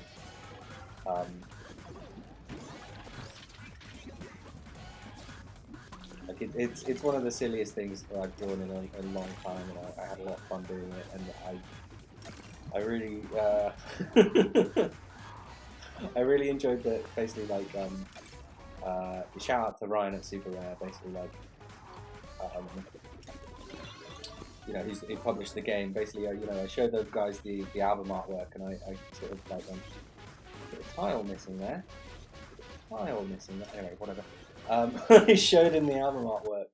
I was just like, Ryan, I've done something very silly here. I might have gone too far. And then those guys were just like, no, it's perfect. It's great. You know, it's really nice to do something like that and just be like, no, it's fantastic.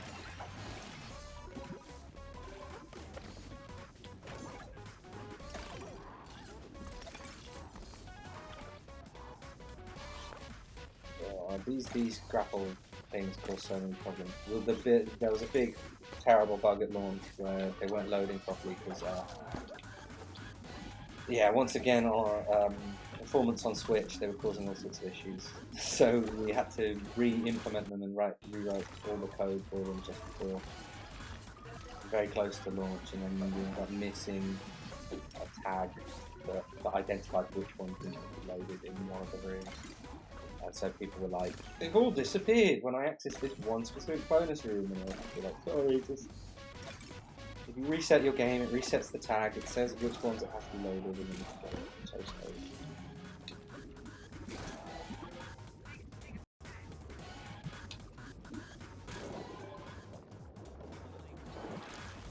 There are still, even in 1.1, there are still bugs like that one. So, I'm gonna fix it. Don't worry.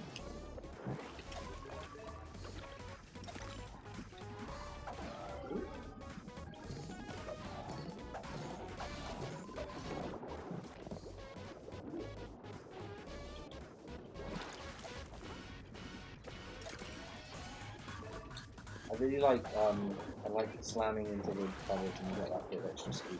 There's a really nice flow to it.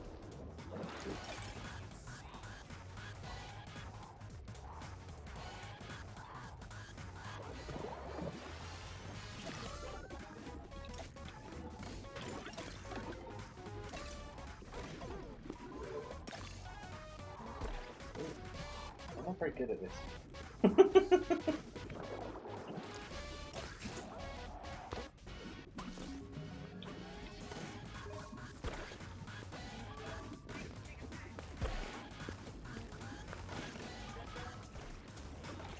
Yeah, so basically that's, Damien did that. So, oh, thank you. So we used Fmod for this project, which is a kind of audio tool for implementing audio for games. That has lots of options about like adding effects and doing all sorts of crazy stuff to sound at runtime. It's really cool. Damien works with it a lot because Damien works with a lot of Unity games, and Unity has kind of like inbuilt or like official support for Fmod. We GameMaker right now does not have official support for F1, so we work with a guy with Andre Famas, who wrote a special Fmod implementation for GameMaker for us to use. So we could use it for Fmod in the game, and that allowed us to do lots of cool stuff with the audio. I have seen on GameMaker's roadmap for like features they're going to add soon, official Fmod support is coming, which on the one hand, like we had a lot of problems with the Fmod implementation. Like the audio wasn't working for like months and months and months and months and months, and it was causing crashes and it was causing this and it was causing that, and then it finally worked by the time of release. So on the one hand, I'm like, I wish they'd had that implementation written like a year ago. But on the other hand, that's always going to happen when you write your own code to handle something, and then it gets supported by the engine. Right, Lava Lanterns. Let's do this one.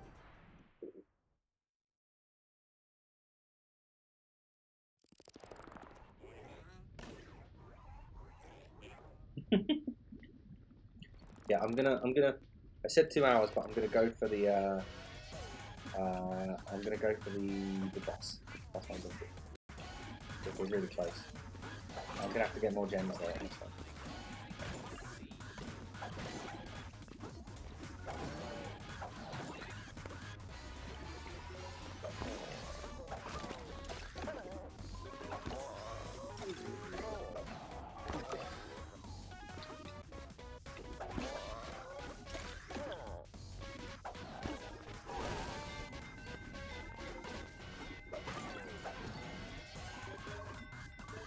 These lanterns are cool.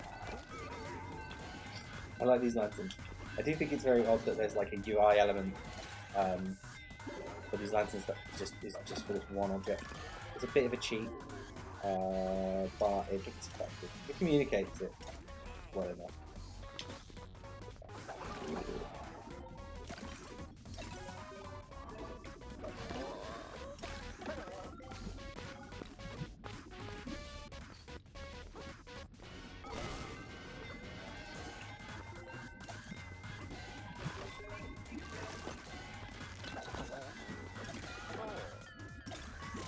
And now that I think about it, the lanterns were another thing that we had to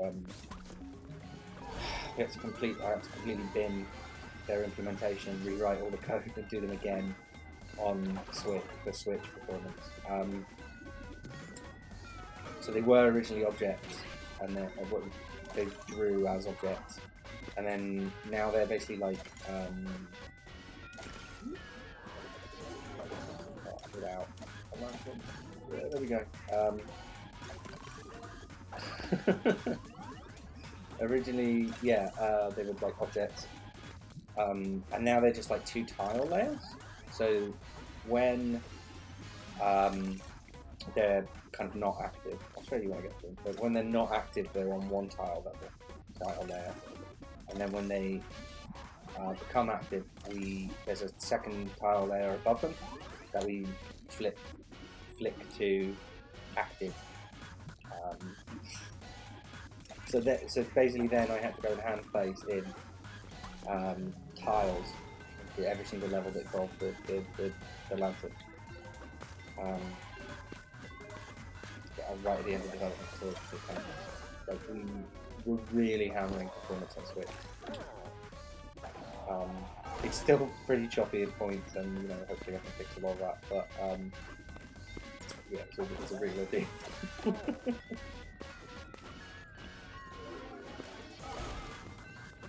It runs pretty well. Sometimes I think people I'll get into framerate issues, and that's like unfortunate.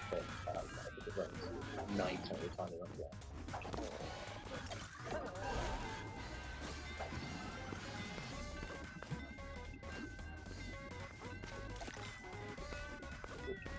Okay.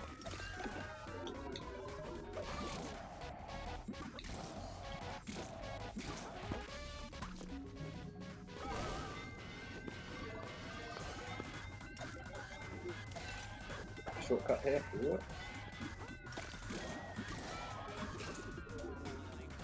Oh, I forgot. I'm supposed to be getting on the gem as well. I get them? Yeah. Okay. I'm sort of getting them.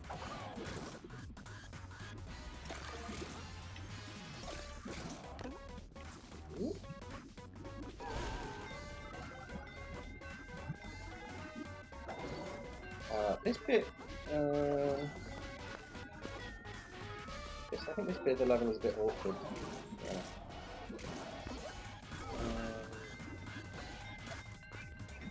Because, like, I think people's first instinct is to go and grapple under that.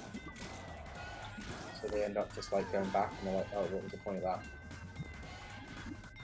It's only when you go up here and you see the gem that you suddenly realise what the point of the cannon was, and you're like, oh, it's to stop me, like, killing myself when I go down there. That's one of the key things about level design. It's just like what the player notices first, what the first instinct is, what the second instinct is, and what the third is. And those should be in the priority that you want to do. And I think at that point, it's fine though. It's perfectly playable for a level. Oh no! Oh. Yeah. So when I tag platforms, what is safe ground or not, we check for whether it's a lantern. Sorry, or not. Oh,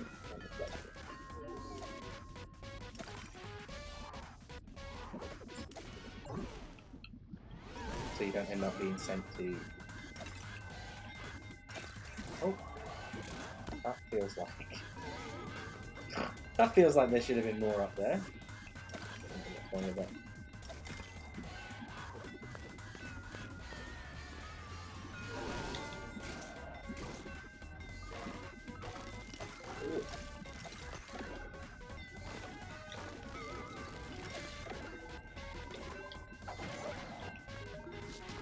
There we go.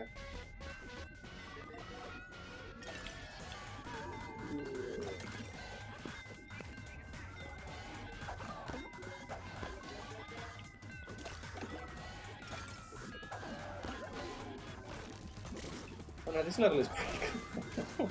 I really like that bit. When you nail it, it's really satisfying.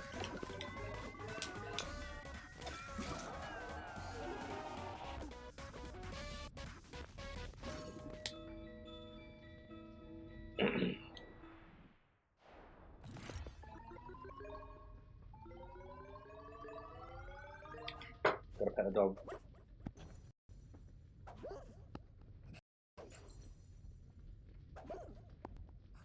Yeah, I do like the bells.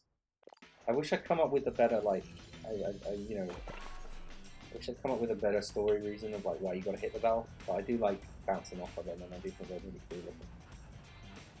Right. Okay, we gotta get 6. So we should do some bonus levels, right?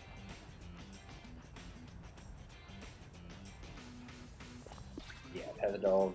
Right, I'm gonna do some collecting bonus levels because oh, this is the one where we had the bug where it didn't show up. So these grapple points right there.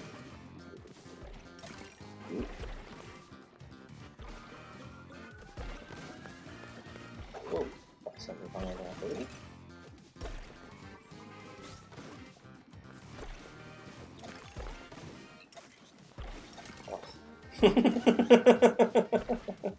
Can I just restart?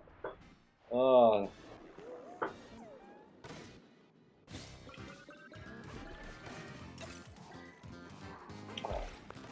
Thanks for coming, Jazz. Hope your dinner's good. That's Jazz, the musician in the game there. Thank you for coming and hanging out.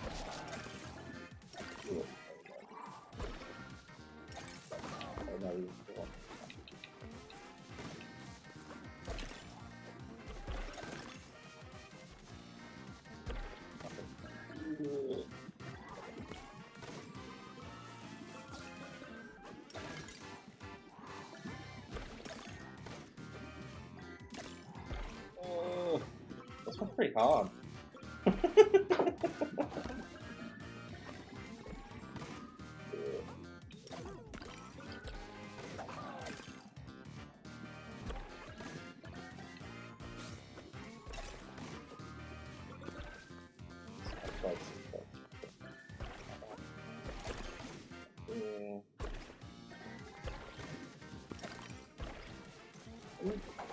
There we go. Woo!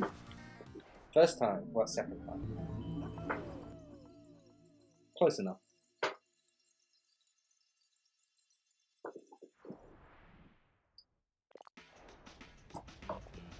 I need 3 more. Let's do this one.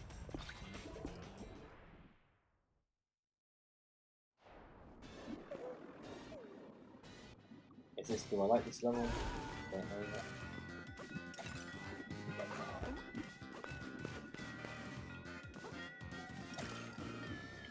Ah!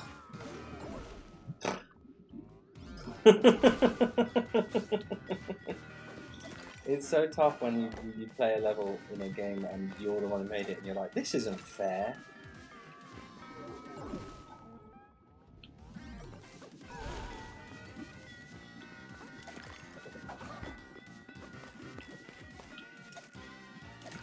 There we go. Got it.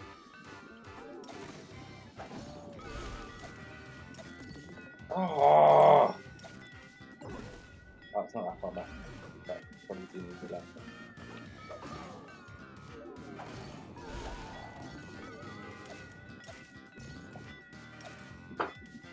How are you supposed to do this one?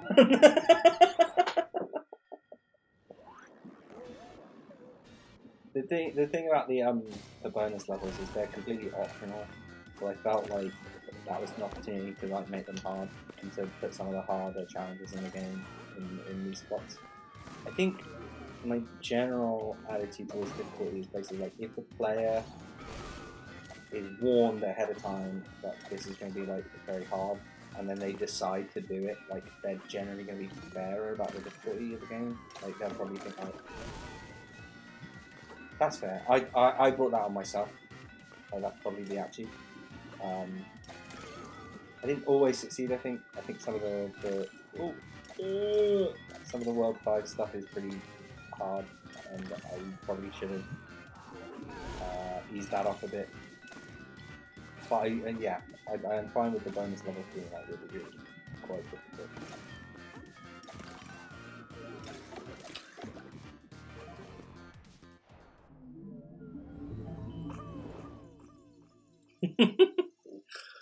The chat is laughing at me. Right, okay, we've got enough for the boss now.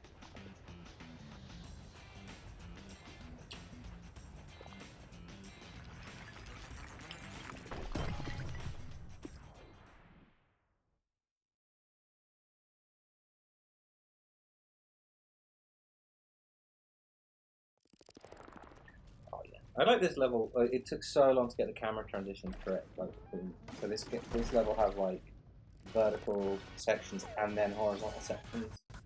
I really like that.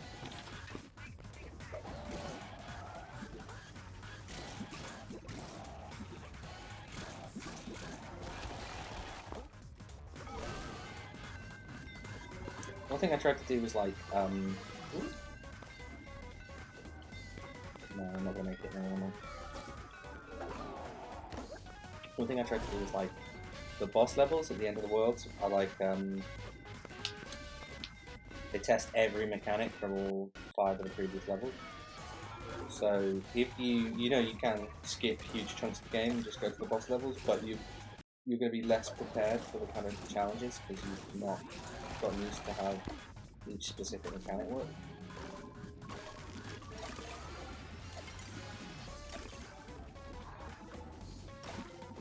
Okay, thank you for tuning in. I'm gonna just beat this nasty, and then I've got to go as well. I've got to cook some food for myself.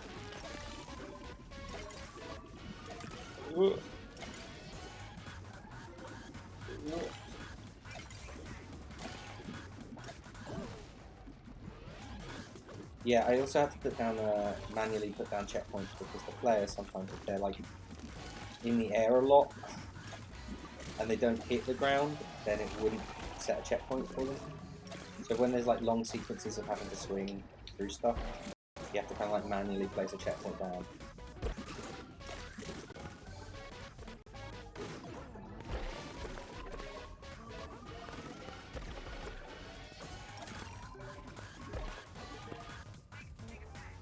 There we go.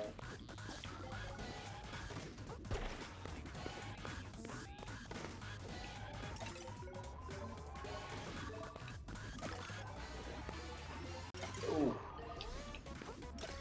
Okay, you're gonna help that. Completely missed that one. Ooh.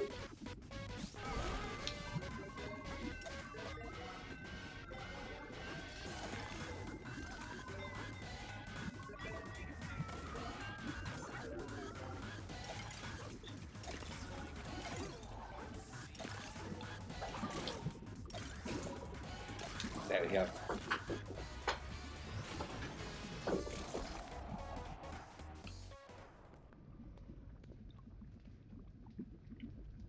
We're doing it, we're doing it. We're gonna get to the boss.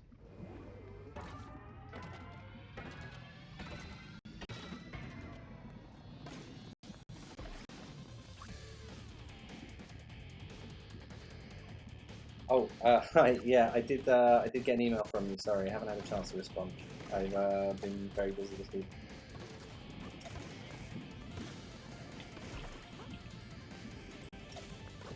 Right, this boss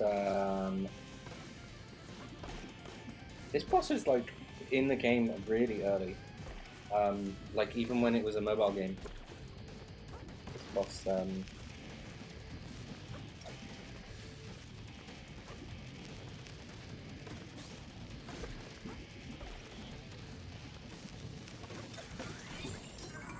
I don't know what you mean by factors for the warp. Sorry. Yeah, this boss was like really early on in the game, even when it was mobile. Like the idea of like you swing from the tongue. I think a lot of the bosses involve a lot of wading, and I'm really. It's hard, right? Because Pablo is as a character is designed around platforming, right? So he's designed around movement, and then the bosses kind of stop you and go like, no, this game's about combat. So Pablo doesn't have a lot of like aggressive moves. So a lot of the boss battles I kind of have to get creative with like how you're fighting back and how you're doing this or whatever. So you have to kind of like wait on attack phases.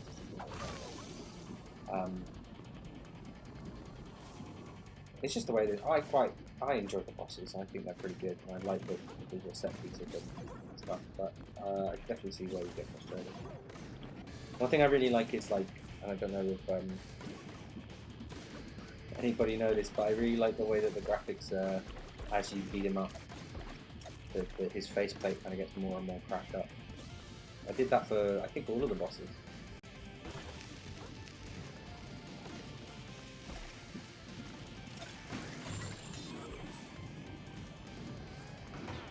Yeah, I just to give you a little preview of the next pack, I'm going to make the bombs from this boss more frequent, so that if you end up missing bombs or you kind of like,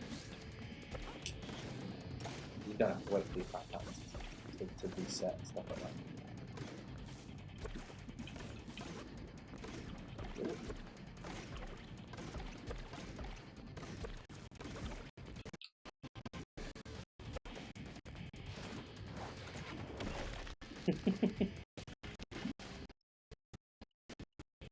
Well, now you're getting a little walk through over here.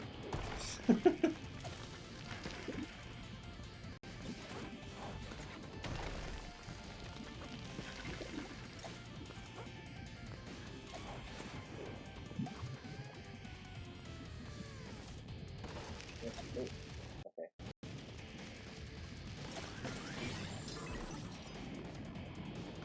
This should be the last hit, right? There we go.